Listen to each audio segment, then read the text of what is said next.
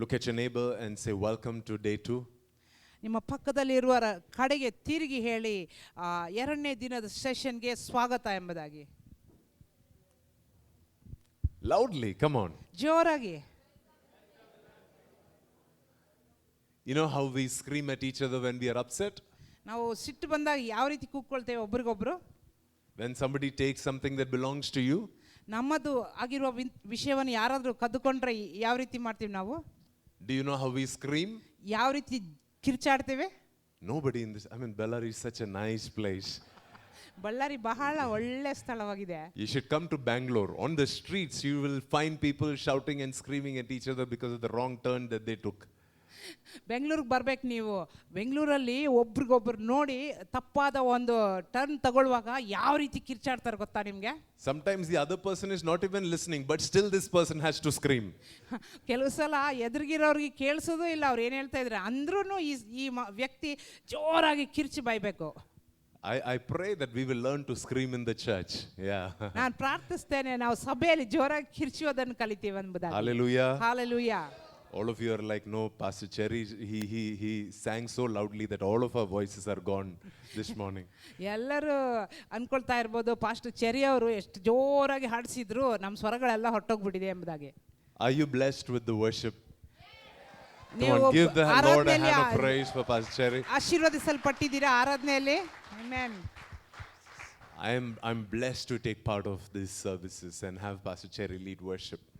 ನಾನು ತುಂಬ ಆಶೀರ್ವಾದ ಹೊಂದಿದ್ದೇನೆ ಈ ಆರಾಧನೆಯಲ್ಲಿ ಭಾಗ ತೆಗೆದುಕೊಳ್ಳುವುದಕ್ಕಾಗಿ ಹಾಗೂ ಪಾಸ್ಟರ್ ಚೆರಿ ಅವರು ಆರಾಧನೆ ನಡೆಸುವುದರ ಮುಖಾಂತರ ನಾನು ತುಂಬ ಆಶೀರ್ವದಿಸಲ್ಪಟ್ಟಿದ್ದೇನೆ. This is a blessed church. ಇದು ಒಂದು ಆಶೀರ್ವದಿಸಲ್ಪಟ್ಟಂತ ಸಭೆ. Amen. Some of you are physically here, some of you are connected spiritually with this church. Either ways, if you're connected to this place, it's because the Lord is about to use this place for your elevation too. Amen. ಈ ಸ್ಥಳಕ್ಕೆ ನೀವು ಶಾರೀರಿಕವಾಗಿ ಕೆಲವರು ಜೋಡಿಸಲ್ಪಟ್ಟಿದ್ರಿ, ಕೆಲವರು ಆತ್ಮಿಕವಾಗಿ ಜೋಡಿಸಲ್ಪಟ್ಟಿದ್ರು. ಆದರೂ ಸಹ ನೀವು It is because the Lord is about to use this church for your personal elevation.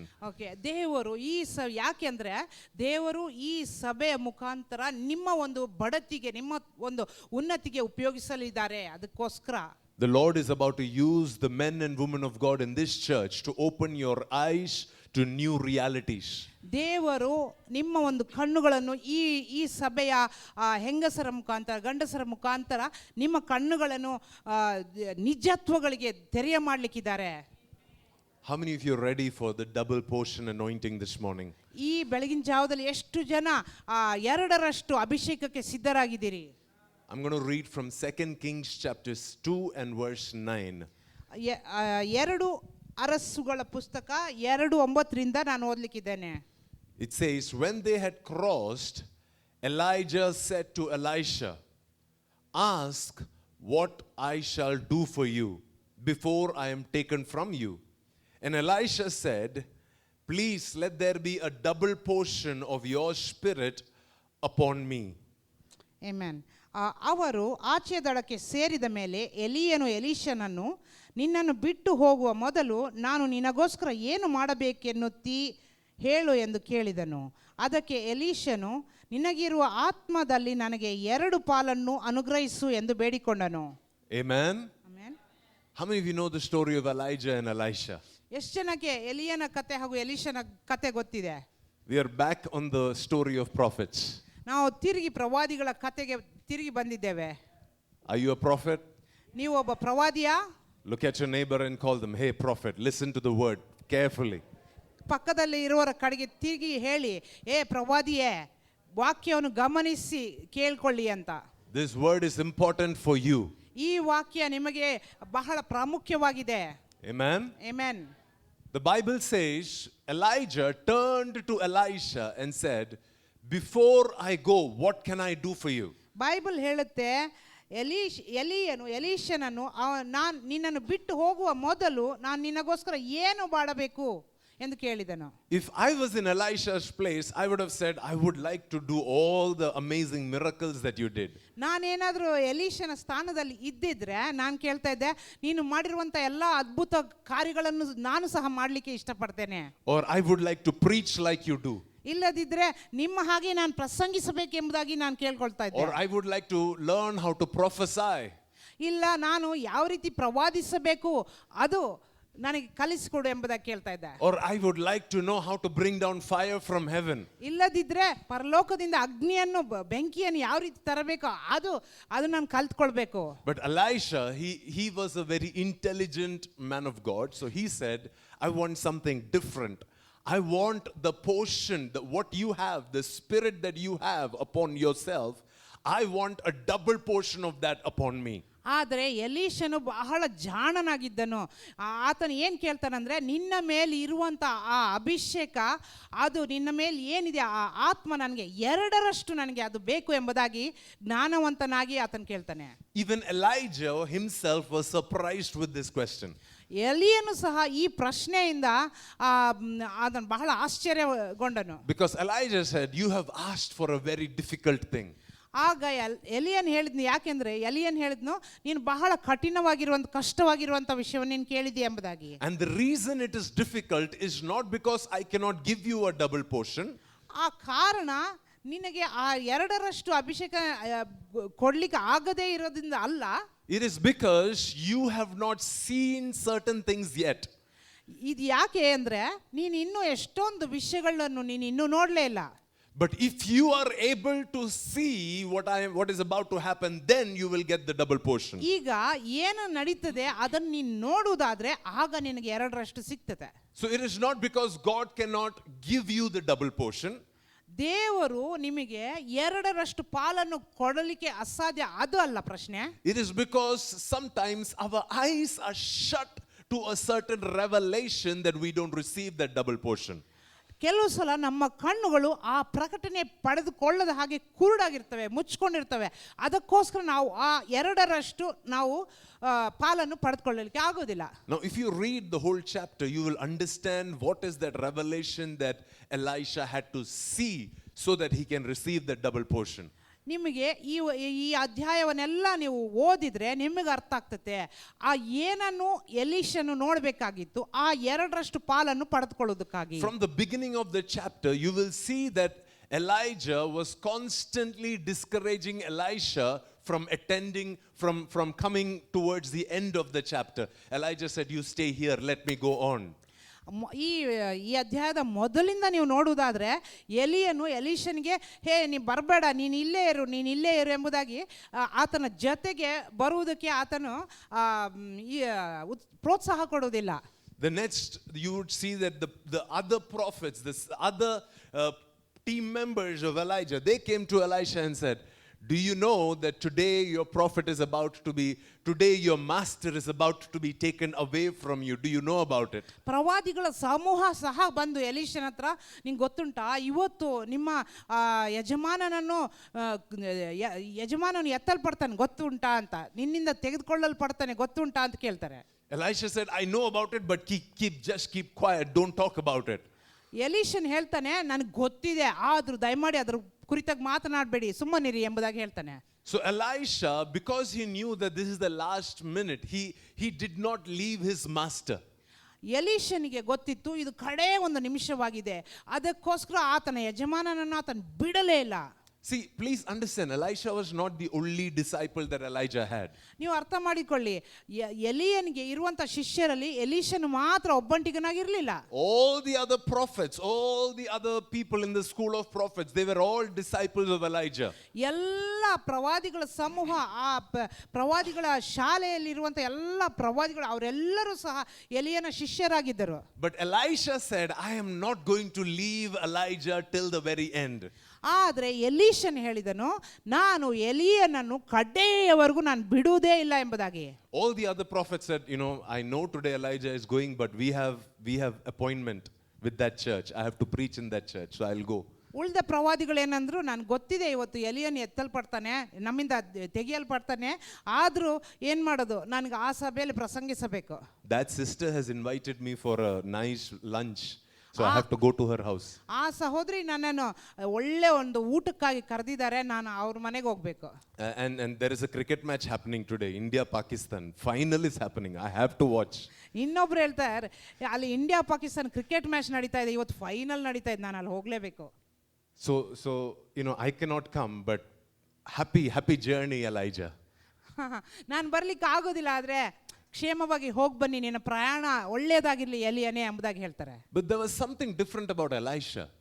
ಆದ್ರೆ ಎಲೀಷನ ಕುರಿತಾಗಿ ಏನೋ ವ್ಯತ್ಯಾಸವಿತ್ತು. Please understand, Elijah had already put his mantle upon Elisha when he called him. ನೀವು ಅರ್ಥ ಮಾಡಿಕೊಳ್ಳಿ, ಆ ಎಲಿಯನು ಎಲೀಷನನ್ನು ಕರೆದಾಗ ಆತನ ಹೊದಿಕೆಯನ್ನು ಈಗಾಗಲೇ ಎಲೀಷನ ಮೇಲೆ ಹಾಕಿದ್ದ. He already had the anointing.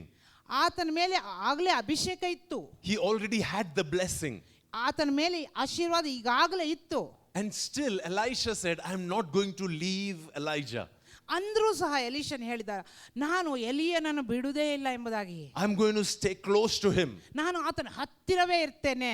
And finally when Elijah said, what can I do for you? Elisha said, I want a double portion of your spirit. ಕಡೆಯದಾಗಿ ಎಲಿಯನು, ನಾನು ನಿನಗೋಸ್ಕರ ಏನು ಮಾಡಲಿ ಎಂದು ಕೇಳಿದಾಗ, ನಿನ್ನಲ್ಲಿರುವಂತ ಆತ್ಮ 2ರಷ್ಟು ನನಗೆ ಬೇಕು ಎಂಬುದಾಗಿ ಕೇಳ್ತಾನೆ. And this was Elijah's reply.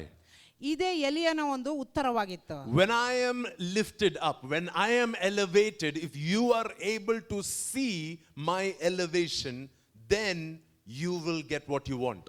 ಆಗ ಎಲಿಯನ್ ಏನು ಹೇಳ್ತಾನೆ, ನಾನು ಎತ್ತಲ್ಪಡುವಾಗ, ಅದು ನಾನು ಮೇಲೆ ಒಂದು ಸ್ಥಿತಿಗೆ ಎತ್ತಲ್ಪಡುವಾಗ ಅದನ್ನು ನೀನು ನೋಡಬಲ್ಲಿ ಆದರೆ ನಿನಗೆ ಆ 2ರಷ್ಟು ಪಾಲನ್ನು ನೀನು ಪಡೆದುಕೊಳ್ಳಬಹುದು. Please understand, Elijah had already seen what is going to happen. Elijah in his spirit, he knew what is going to happen. ಎಲಿಯನ್ಗೆ ಒಂದು ಅರ್ಥ ಮಾಡ್ಕೊಳ್ಳಿ, ಎಲಿಯನು ಆತ್ಮದಲ್ಲಿ ಈಗಾಗಲೇ ಏನ್ ಸಂಭವಿಸ್ತದೆ, ಏನ್ ನಡೀತದೆ ಎಂಬುದಾಗಿ ಆತನು ಈಗಾಗಲೇ ನೋಡಿದ್ದ. Elijah's anointing did not change. Elijah's anointing did not change. ಎಲಿಯನ ಅಭಿಷೇಕ ಬದಲಾಗಿರಲಿಲ್ಲ. And yet Elisha, his revelation had to change. ಆದರೂ ಎಲೀಷನ ಒಂದು ಪ್ರಕಟಣೆ ಬದಲಾಗಬೇಕಾಗಿತ್ತು. Elisha, his understanding had to change. ಎಲೀಷನ ತಿಳುವಳಿಕೆ ಅದು ಬದಲಾಗಬೇಕಾಗಿತ್ತು. Elisha, his perspective towards who his master is had to change.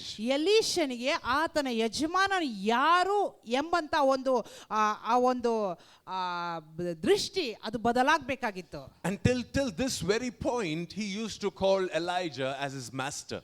ಈ ಒಂದು ಕ್ಷಣದವರೆಗೂ ಎಲೀಷನು ಎಲಿಯನನ್ನು ತನ್ನ ಯಜಮಾನನೇ ಎಂಬುದಾಗಿ ಕರೀತಾ ಇದ್ದ. He used to call him teacher. ಆತನನ್ನು ಬೋಧಕ ಎಂಬುದಾಗಿ ಕರೀತಾ ಇದ್ದ. He used to call him prophet. ಆತನನ್ನು ಪ್ರವಾದಿ ಎಂಬುದಾಗಿ ಕರೀತಾ ಇದ್ದ. But something happened when his master was elevated. ಆತನ ಯಜಮಾನನು ಎತ್ತಲ್ಪಡುವಾಗ Something happened, something changed in Elisha when his master Elijah got elevated. ಎಲೀಷನಲ್ಲಿ ಏನೋ ಒಂದು ವಿಷಯ ಉಂಟಾಯ್ತು. ಯಾವಾಗ ಆತನ ಯಜಮಾನನ್ ಎತ್ತಲ್ಪಟ್ಟನಲ್ಲ, ಆವಾಗ ಏನೋ ಒಂದು ವಿಷಯ ಆಯ್ತು. His revelation changed. ಆತನ ಪ್ರಕಟಣೆ ಬದಲಾಯಿತು. His perspective changed. ಆತನ ದೃಷ್ಟಿಕೋನ ಬದಲಾಯಿತು. Do you want to read this? ಇದನ್ನು ಓದಬೇಕಂತ ಬಯಸ್ತೀರಾ? It's in verse 11 and 12. 2 Kings chapter 2 verse 11 and 12. 2 ಅರಸುಗಳ ಪುಸ್ತಕ 2:11 ಹಾಗೂ 12. The Bible says, ಬೈಬಲ್ ಹೇಳ್ತದೆ, as they were walking along and talking, ಅವರು ಮಾತಾಡುತ್ತಾ ಮುಂದೆ ಹೋಗುತ್ತಿರುವಾಗ, suddenly a chariot of fire appeared, drawn by horses of fire. It drove between the two men, separating them, and Elijah was carried by a whirlwind into heaven. Amen. ಪಕ್ಕನೆ ಅಗ್ನಿಮಯವಾದ ರಥರಥಾಶ್ವಗಳು ನಡುವೆ ಬಂದು ಅವರನ್ನು ವಿಂಗಡಿಸಿದವು. ಎಲಿಯನು ಸುಳಿಗಾಳಿಯ ಮುಖಾಂತರವಾಗಿ ಪರಲೋಕಕ್ಕೆ ಹೋದನು. ಎಲೀಷನು ಅದನ್ನು ನೋಡುತ್ತಾ, So the Bible says in next verse, in verse 12, 12ನೇ ವಚನದಲ್ಲಿ ಬೈಬಲ್ ಹೇಳ್ತದೆ, Elisha saw it and cried out, my father, I got this revelation. I see the chariots and the charioteers of Israel, and they disappeared from his sight. ಎಲೀಷನು ಅದನ್ನು ನೋಡುತ್ತಾ, ನನ್ನ ತಂದೆಯೇ ಇಸ್ರಾಯೇಲ್ಯರಿಗೆ ರಥರಥಾಶ್ವಗಳಾಗಿದ್ದವನೇ ಎಂದು ಕೂಗಿ ಎಲಿಯನನ್ನು ಕಾಣಿಸದೆ ಹೋದ ಮೇಲೆ ತನ್ನ ಬಟ್ಟೆಗಳನ್ನು ಹರಿದುಕೊಂಡನು. Amen. Amen. So what do you see here? ಇಲ್ಲಿ ಏನನ್ನು ನೋಡ್ತೀರಿ ನೀವು? Elisha, he was journeying with Elijah. ಎಲೀಷನು ಎಲಿಯನ ಜೊತೆ ಪ್ರಯಾಣ ಮಾಡುತ್ತಿದ್ದನು. Some time ago, the other prophets came and said, do you know that Elijah is going to be taken up? ಸ್ವಲ್ಪ ಸಮಯದ ಮುಂಚೆ ಪ್ರವಾದಿಗಳ ಸಮೂಹ ಬಂದು ಎಲೀಷನನ್ನು ನಿಂಗೆ ಗೊತ್ತುಂಟಾ ನಿಮ್ಮ ಯಜಮಾನನು ಇವತ್ತು ತೆಗೆಯಲ್ಪಡ್ತಾನೆ, ನಿನ್ನಿಂದ ಬೇರ್ಪಡಿಸಲ್ಪಡ್ತಾನೆ ಎಂಬುದಾಗಿ. What did Elisha say? ಎಲೀಷನ್ ಏನು ಹೇಳಿದ? I know. ನಂಗೆ ಗೊತ್ತಿದೆ. Which means, ಅದರ ಅರ್ಥ ಏನಂದ್ರೆ, in his spirit, ಆತನ ಆತ್ಮದಲ್ಲಿ he already had seen that Elijah is going to be taken up. ಆತನ ಆತ್ಮದಲ್ಲಿ ಈಗಾಗಲೇ ಎಲಿಯನು ಎತ್ತಲ್ಪಡ್ತಾನೆ ಎಂಬುದಾಗಿ ಅದನ್ನು ನೋಡಿದ. So what was surprising for Elisha was not that Elijah was taken up. ಎಲೀಷನ್ಗೆ ಎಲಿಯನ್ ಎತ್ತಲ್ಪಡುವುದನ್ನು ನೋಡುವುದು ಅದೇನು ಆಶ್ಚರ್ಯಕರವಾಗಿರಲಿಲ್ಲ. That was not the special revelation he had. ಅದು ಅಲ್ಲ ವಿಶೇಷವಾಗಿರುವಂತ ಪ್ರಕಟಣೆ. Because he already knew that this is going to happen. ಯಾಕೆಂದ್ರೆ ಎಲೀಷನ್ಗೆ ಈಗಾಗಲೇ ಗೊತ್ತಿತ್ತು ಈ ಸಂಗತಿ ನಡೀತದೆ ಎಂಬುದಾಗಿ. But his perspective about who is Elijah changed at that point. ಆದರೆ ಆತನು ಎಲಿಯನು ಯಾರಾಗಿದ್ದಾರೆ ಎಂಬಂತ ಆ ದೃಷ್ಟಿಕೋನ ಬದಲಾಯಿತು. Because till this point Elijah was his master. ಇಲ್ಲಿಯವರೆಗೂ ಎಲಿಯನು ಆತನ ಯಜಮಾನನಾಗಿದ್ದನು. But at this point he said, you are my father. ಆದರೆ ಈ ಸಮಯದಲ್ಲಿ ಆತನು ಹೇಳ್ತಾನೆ, ನೀನ್ ನನ್ನ ತಂದೆ ಎಂಬುದಾಗಿ. What did he cry out? He said, my father, my father. ಏನಂತ ಕೂಗಿಕೊಂಡನು? ನನ್ನ ತಂದೆಯೇ, ನನ್ನ ತಂದೆಯೇ ಎಂಬುದಾಗಿ ಕೂಗಿಕೊಂಡನು. Did you see the change of revelation that he had? ಅಲ್ಲಿ ಬದಲಾವಣೆ, ಆ ಪ್ರಕಟಣೆಯಲ್ಲಿ ಇರುವಂತ ಬದಲಾವಣೆ ನಿಮ್ಗೆ ಕಾಣಿಸ್ತಾ? So when Elijah looked at Elisha and said, hey, I understand what you're asking, but you're asking for a difficult thing. ಎಲಿಯನು ಎಲೀಷನ್ಗೆ ಏನು ಹೇಳಿದ್ನಂದ್ರೆ, ನೀನು ಬಹಳ ನಿನಗೆ ಏನು ಬೇಕಂತ ನನಗೆ ಗೊತ್ತಿದೆ, ಆದರೆ ನೀನು ಬಹಳ ಕಠಿಣವಾಗಿರುವಂಥ ವಿಷಯವನ್ನು ಕೇಳ್ತಾ ಇದೆಯಾ ಎಂಬುದಾಗಿ. But if your eyes are opened to see a revelation of who I am, then you will receive it.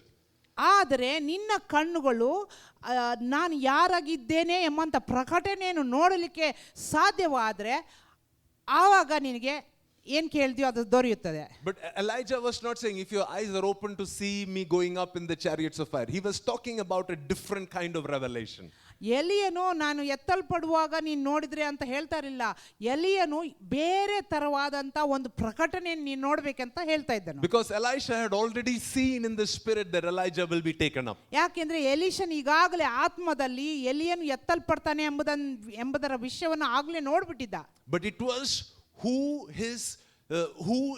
is Elijah to him that revelation had to change in his head. ಆದರೆ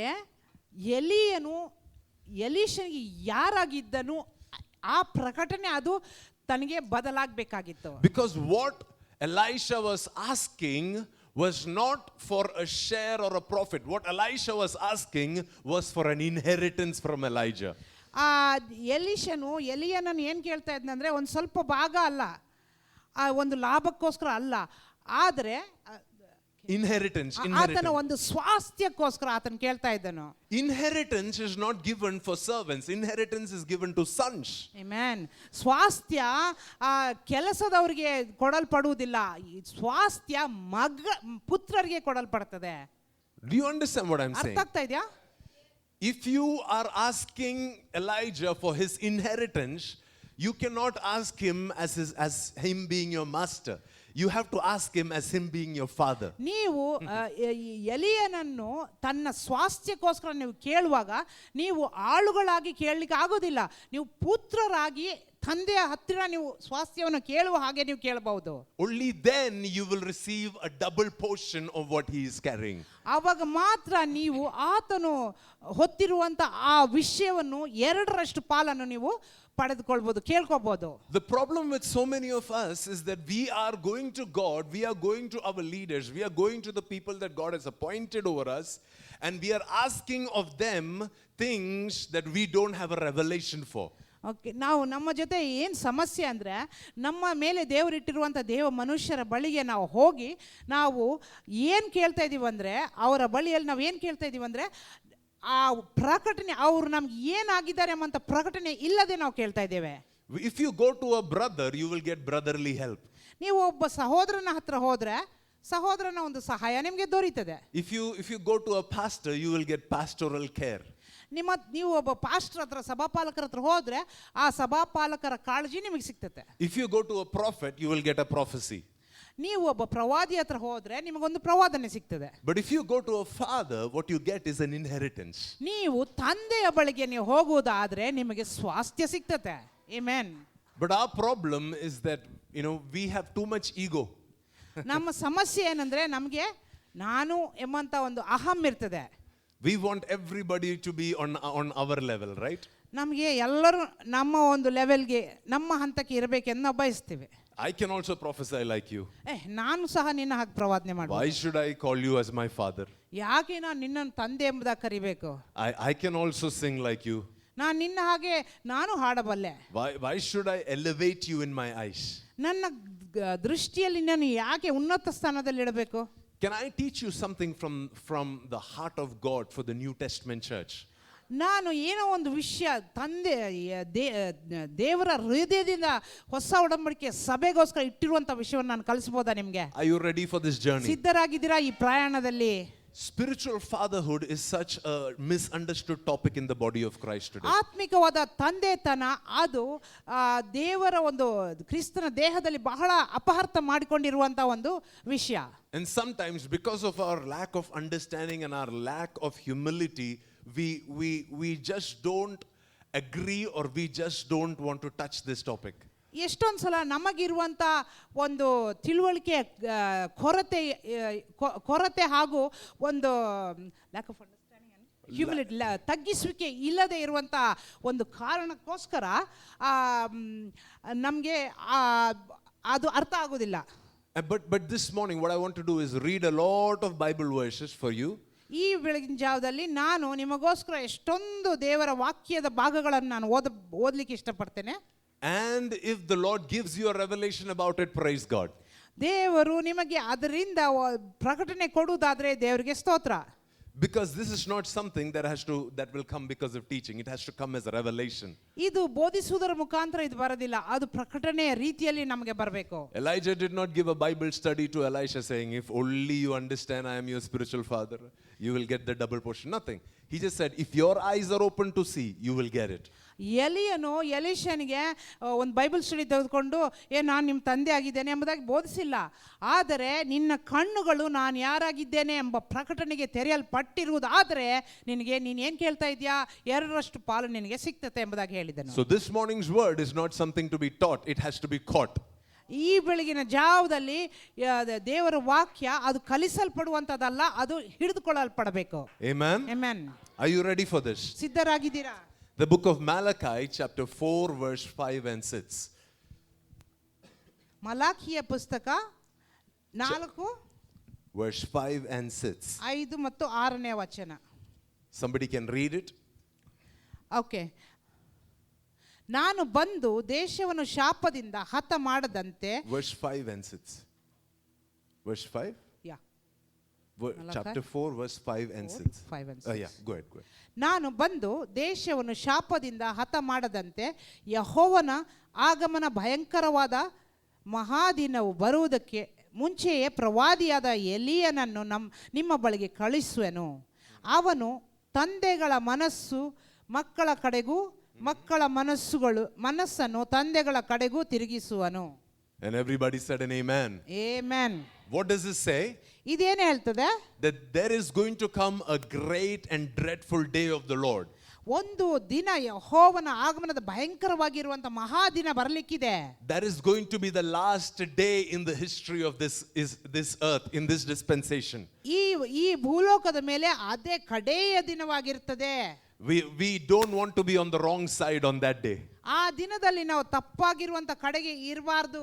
We want to be on the side of Jesus when that day comes. ಆ ದಿನ ಬರುವಾಗ ನಾವು ಯೇಸು ಕ್ರಿಸ್ತನ ಆ ಕಡೆಗೆ ನಾವು ಇರಬೇಕು. Because the Bible says with one breath from his mouth he is going to destroy the Antichrist and he is going to destroy everybody else that stands against the work of God. ದೇವರ ವಾಕ್ಯ ಹೇಳ್ತದೆ ಆ ಒಂದು ದಿನದಲ್ಲಿ ಒಂದೇ ಒಂದು ಉಸಿರನ್ನು ಬಿಟ್ಟು ಆ ಕ್ರಿಸ್ತ ವಿರೋಧಿಯನ್ನು ಹಾಗೂ ಎಲ್ಲ ದುಷ್ಟರನ್ನು ಸಂಹರಿಸುವಂತ ದಿನವಾಗಿರುತ್ತದೆ.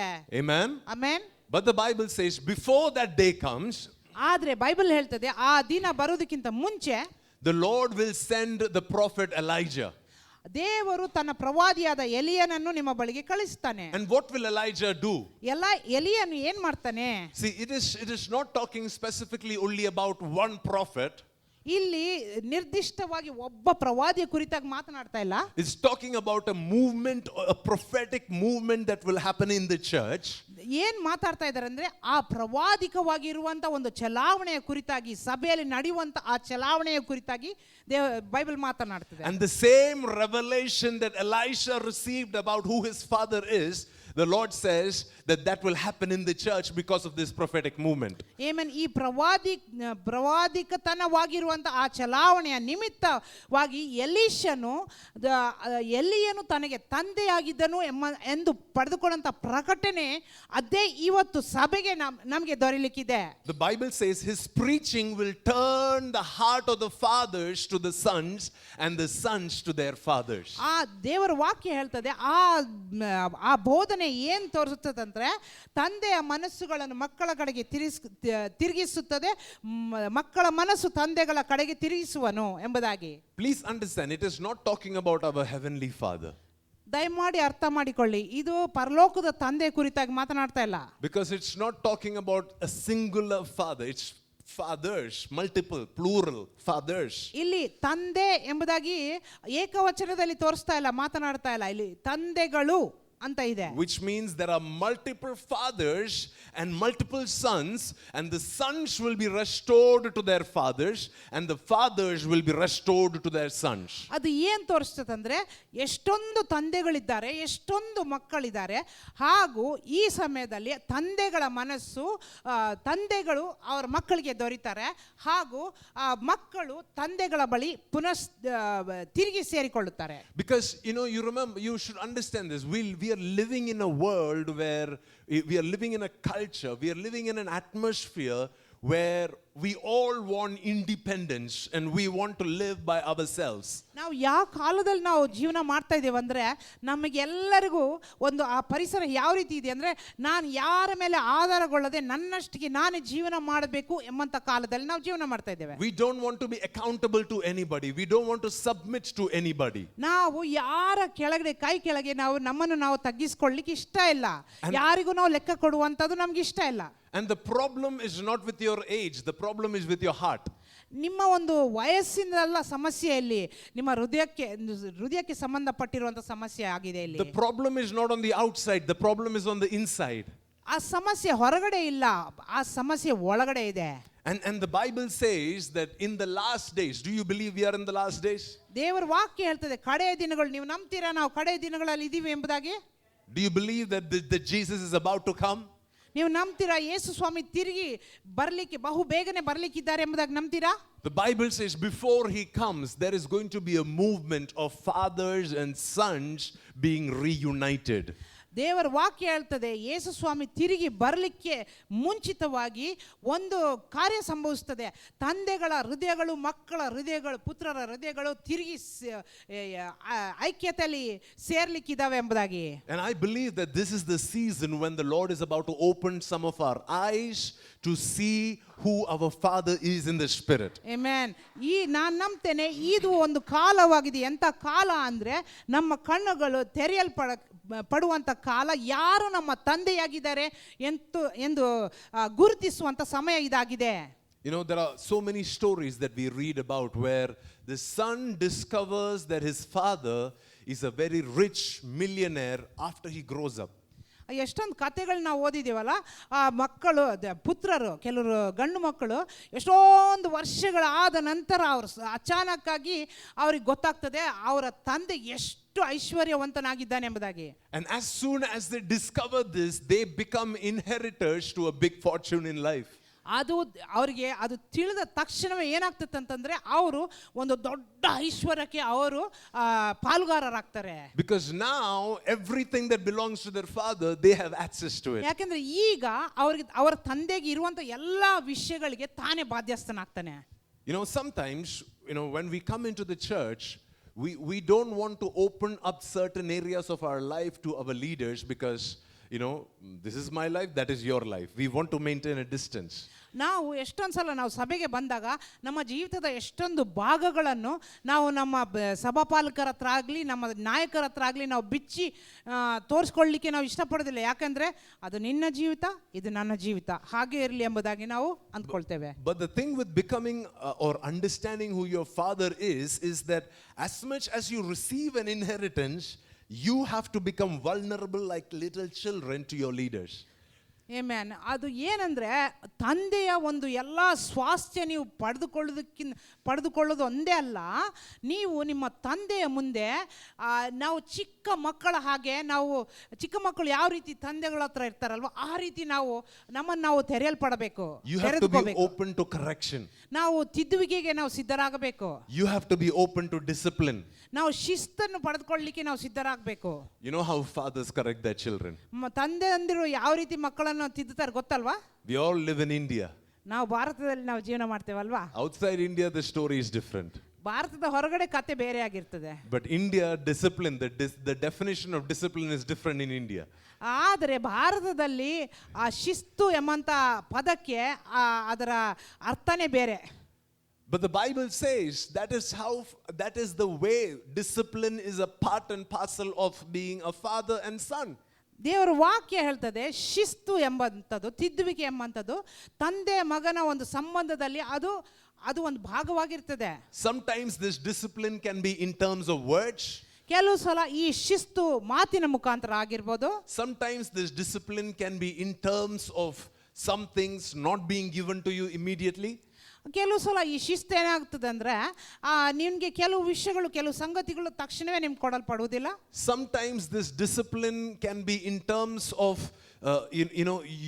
you are about to enter into something and receive a blessing, but your father says don't use that blessing right now. ಕೆಲವು ಸಲ ನೀವು ಯಾವ ಸ್ಥಿತಿಯಲ್ಲಿ ಇರ್ತೀರಂದರೆ ಒಂದು ದೊಡ್ಡ ಆಶೀರ್ವಾದ ನಿಮ್ಮ ಮುಂದೆನೇ ಇರ್ತದೆ, ಆದರೆ ನಿಮ್ಮ ತಂದೆ ಹೇಳ್ತಾರೆ ಇವಾಗಲೇ ಆ ಆಶೀರ್ವಾದವನ್ನು ನೀನು ಉಪಯೋಗಿಸ್ಕೋಬಾರ್ದು. Sometimes your father will put certain restrictions and boundaries around you. ಕೆಲವು ಸಲ ನಿಮ್ಮ ತಂದೆ ನಿಮ್ಮ ಸುತ್ತಲೂ ಕೆಲವು ತಡೆಗಳನ್ನು ಹಾಕಿರ್ತಾರೆ, ಕೆಲವು ಗೆರೆಗಳು ಮೇರೆಗಳು ಹಾಕಿರ್ತಾರೆ, ಅದನ್ನು ದಾಟಬಾರ್ದು ಎಂಬುದಾಗಿ. Growing up, I always used to think my parents, they don't understand what I want to do. ನಾನು ಬೆಳೆಯುವಾಗ ನಾನು ಅನ್ಕೊಂತಾ ಇದ್ದೆ ನಮ್ಮ ತಂದೆ ತಾಯಿಗಳಿಗೆ ನನಗೆ ಏನು ಆಗಬೇಕು ಏನು ಮಾಡಬೇಕು ಅಂತ ಅರ್ಥನೇ ಆಗೋದಿಲ್ಲ ಎಂಬುದಾಗಿ. My parents, they don't know that I can manage all of this. ನನ್ನ ತಂದೆ ತಾಯಿಗಳಿಗೆ ಗೊತ್ತೇ ಇಲ್ಲ ನಾನು ಇದನ್ನೆಲ್ಲ ಆರಾಮಾಗಿ ನಾನು ನೋಡ್ಕೊಳ್ಬೋದು ಎಂಬುದಾಗಿ. When my parents tell me to turn off the TV, I'm reasoning with them, saying I can watch TV and study and sleep and wake up on time. I can manage all of it. ನಮ್ಮ ತಂದೆ ತಾಯಿಗಳು ಟಿವಿಯನ್ನು of ಮಾಡು ಅಂತ ಹೇಳುವಾಗ ನಾನು ಬೆಳೆಯುತ್ತಿರುವಾಗ ನಾನು ಹೇಳ್ತಾ ಇದ್ದೆ ಅವ್ರಿಗೆ, ನಾನು ಟಿವಿ ನೋಡ್ಬೋದು, ನಾನು ಓದ್ಕೊಬೋದು, ನಾನು ಓದೋದು, ಟಿವಿ ನೋಡೋದು, ಮಲ್ಗೋದು ಎಲ್ಲವನ್ನು ನಾನು ಸರಿಯಾಗಿ ಮಾಡಲಿಕ್ಕೆ ನನಗೆ ಗೊತ್ತಿದೆ ಎಂಬುದಾಗಿ ನಾನು ಅವ್ರ ಜೊತೆ ವಾದಿಸ್ತಾ ಇದ್ದೆ. But now that I have become a parent, I know when I tell my children to turn off TV, that I know they cannot manage it.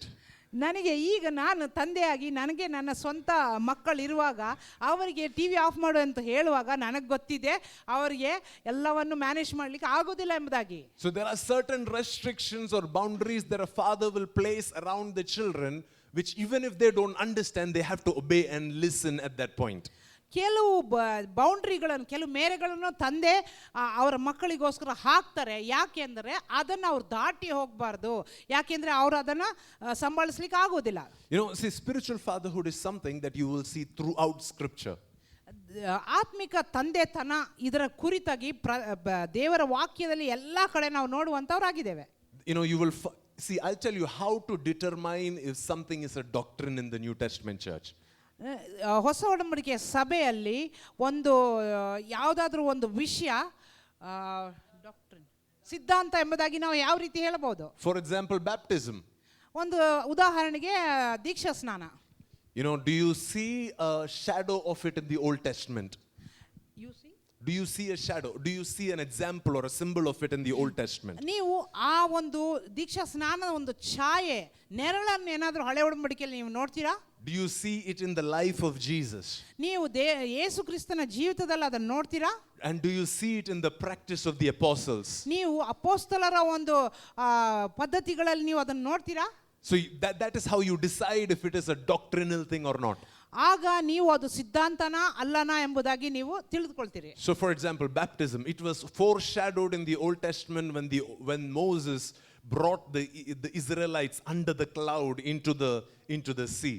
ಅದು ಒಂದು ಉದಾಹರಣೆಗೆ ಹೇಳಬೇಕಾದ್ರೆ ಆ ದೀಕ್ಷಾ ಸ್ನಾನ ಎಂಬುದಾಗಿ ಅದರ ಛಾಯೆ, ಅದರ ನೆರಳು ಹಳೆ ಒಡಂಬಡಿಕೆಯಲ್ಲಿ ನಾವು ಎಲ್ಲಿ ನೋಡ್ತೀವಿ ಅಂದರೆ, ಮೋಶೆ ಆ ಮೋಡದ ಕೆಳಗಡೆಯಿಂದ ಆ ನೀರಿನೊಳಗೆ ಅಲ್ಲಿ ಜನರನ್ನು ನಡೆಸಿಕೊಂಡು ಹೋಗೋದನ್ನು ನೀವು ಆ ಒಂದು ದೀಕ್ಷಾ ಸ್ನಾನದ ಛಾಯೆಯನ್ನು ಅಲ್ಲಿ ನೋಡ್ತೀರಿ. You see it in the life and the teachings and the practice of Jesus. ಯೇಸು ಕ್ರಿಸ್ತನ ಜೀವಿತದಲ್ಲಿ ಆತನು ಬೋಧಿಸುವಂಥ ವಿಷಯಗಳಲ್ಲಿ, ಆತನು ಕಲಿಸುವಂಥ ವಿಷಯದಲ್ಲಿ ಅದನ್ನು ನೀವು ನೋಡ್ತೀರಿ. And then you see it in the practice of the apostles.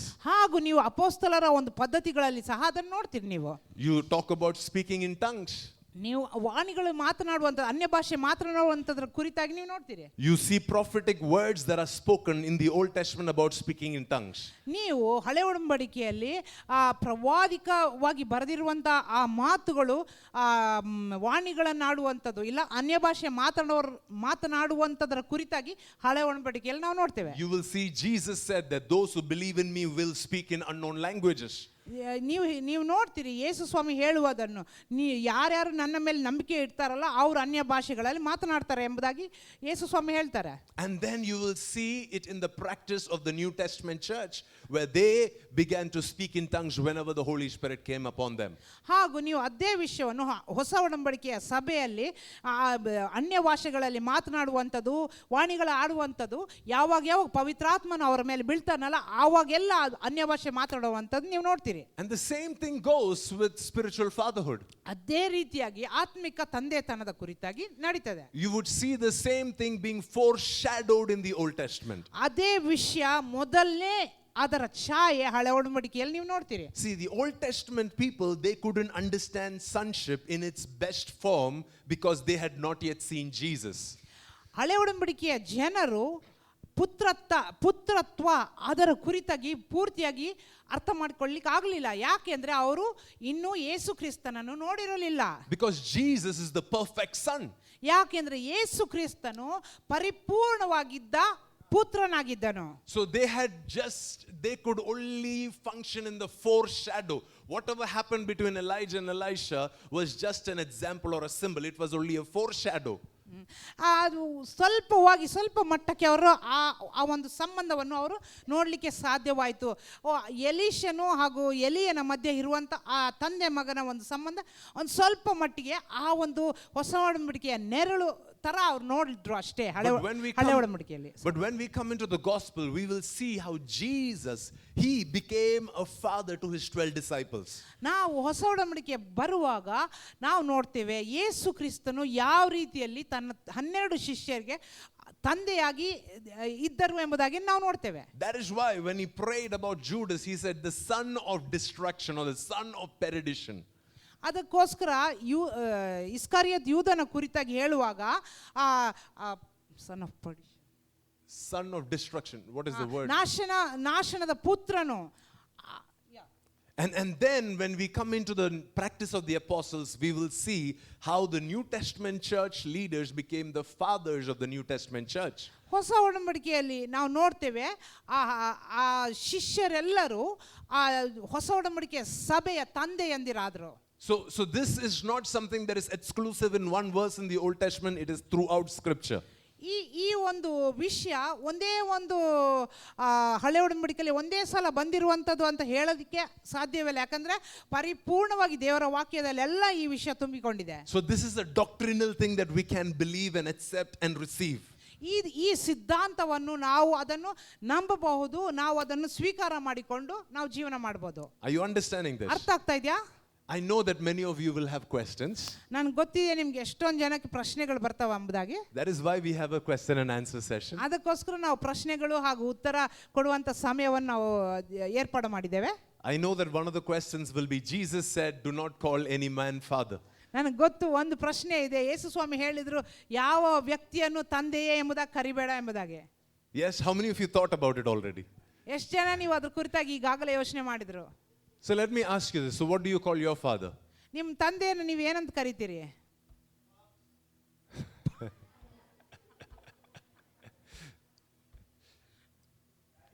Yeah, We all call our father as father, right? ನಮ್ಮ ತಂದೆಗಳನ್ನ ನಾವು ಅಪ್ಪ ಎಂಬುದಾಗಿ ನಾವು ಕರಿತೀವಲ್ವಾ?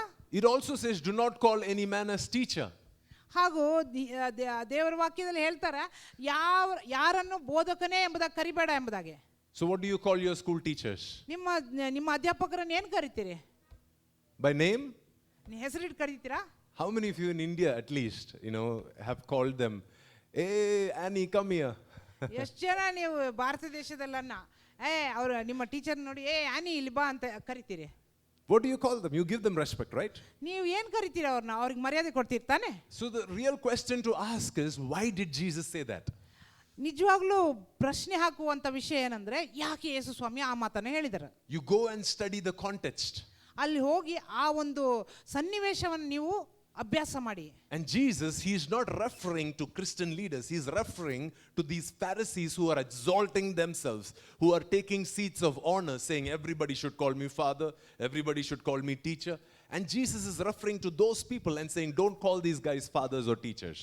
ಯೇಸು ಸ್ವಾಮಿ ಈ ಫರಿಸಾಯರ ಕುರಿತಾಗಿ ಮಾತನ್ನು ಹೇಳ್ತಾರೆ. ಅವರು ನೀವು ನಮ್ಮನ್ನು ಗುರು ಅಂತ ಕರೀರಿ, ನಮಗೆ Jesus was referring to these people who are exalting themselves, who are elevating themselves. ಯೇಸು ಸ್ವಾಮಿ ಯಾರ ಕುರಿತಾಗಿ ಈ ಮಾತನ್ನು ಮಾತನಾಡ್ತಿದ್ರು ಅಂದ್ರೆ, ಯಾರ್ಯಾರು ಅವರೇ ಉನ್ನತ ಸ್ಥಾನದಲ್ಲಿ ಇಟ್ಕೊಳ್ತಾ ಇದ್ರಲ್ಲ, ಅವರೇ ಮೇಲಕ್ಕೆ ಎತ್ತುಕೊಂಡು ಮಾತನಾಡ್ತಿದ್ರಲ್ಲ, ಅವರ ಕುರಿತಾಗಿ ಯೇಸು ಸ್ವಾಮಿ ಈ ಮಾತನ್ನು ಮಾತನಾಡ್ತಾರೆ. Because if you come into the New Testament, you will see that Apostle Paul multiple times said, I am your father. ನೀವು ಹೊಸ ಒಡಂಬಡಿಕೆಯನ್ನು ಓದುವಾಗ ನಿಮ್ಗೆ ಗೊತ್ತಾಗ್ತದೆ, ಅಪೊಸ್ತಲನಾದ ಪೌಲನು ಎಷ್ಟೊಂದು ಬಾರಿ ಹೇಳ್ತಾನೆ, ನಾನು ನಿಮ್ಮ ಆತ್ಮಿಕ ತಂದೆ ಎಂಬುದಾಗಿ. Will Apostle Paul begin to teach and do something that is against the teaching of Jesus?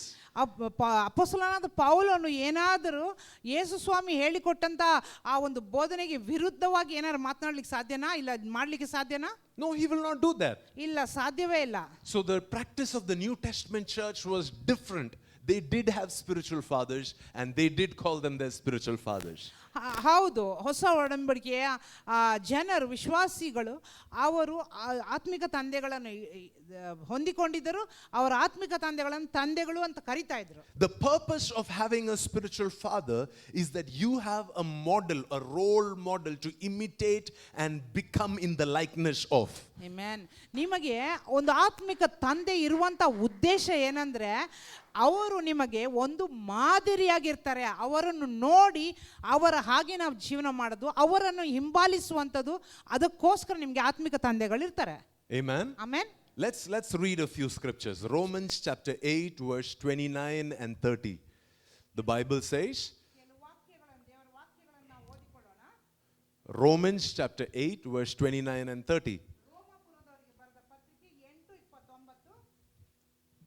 For those whom he foreknew, he also predestined to be conformed to the image of his son, in order that he might be the firstborn among many brothers.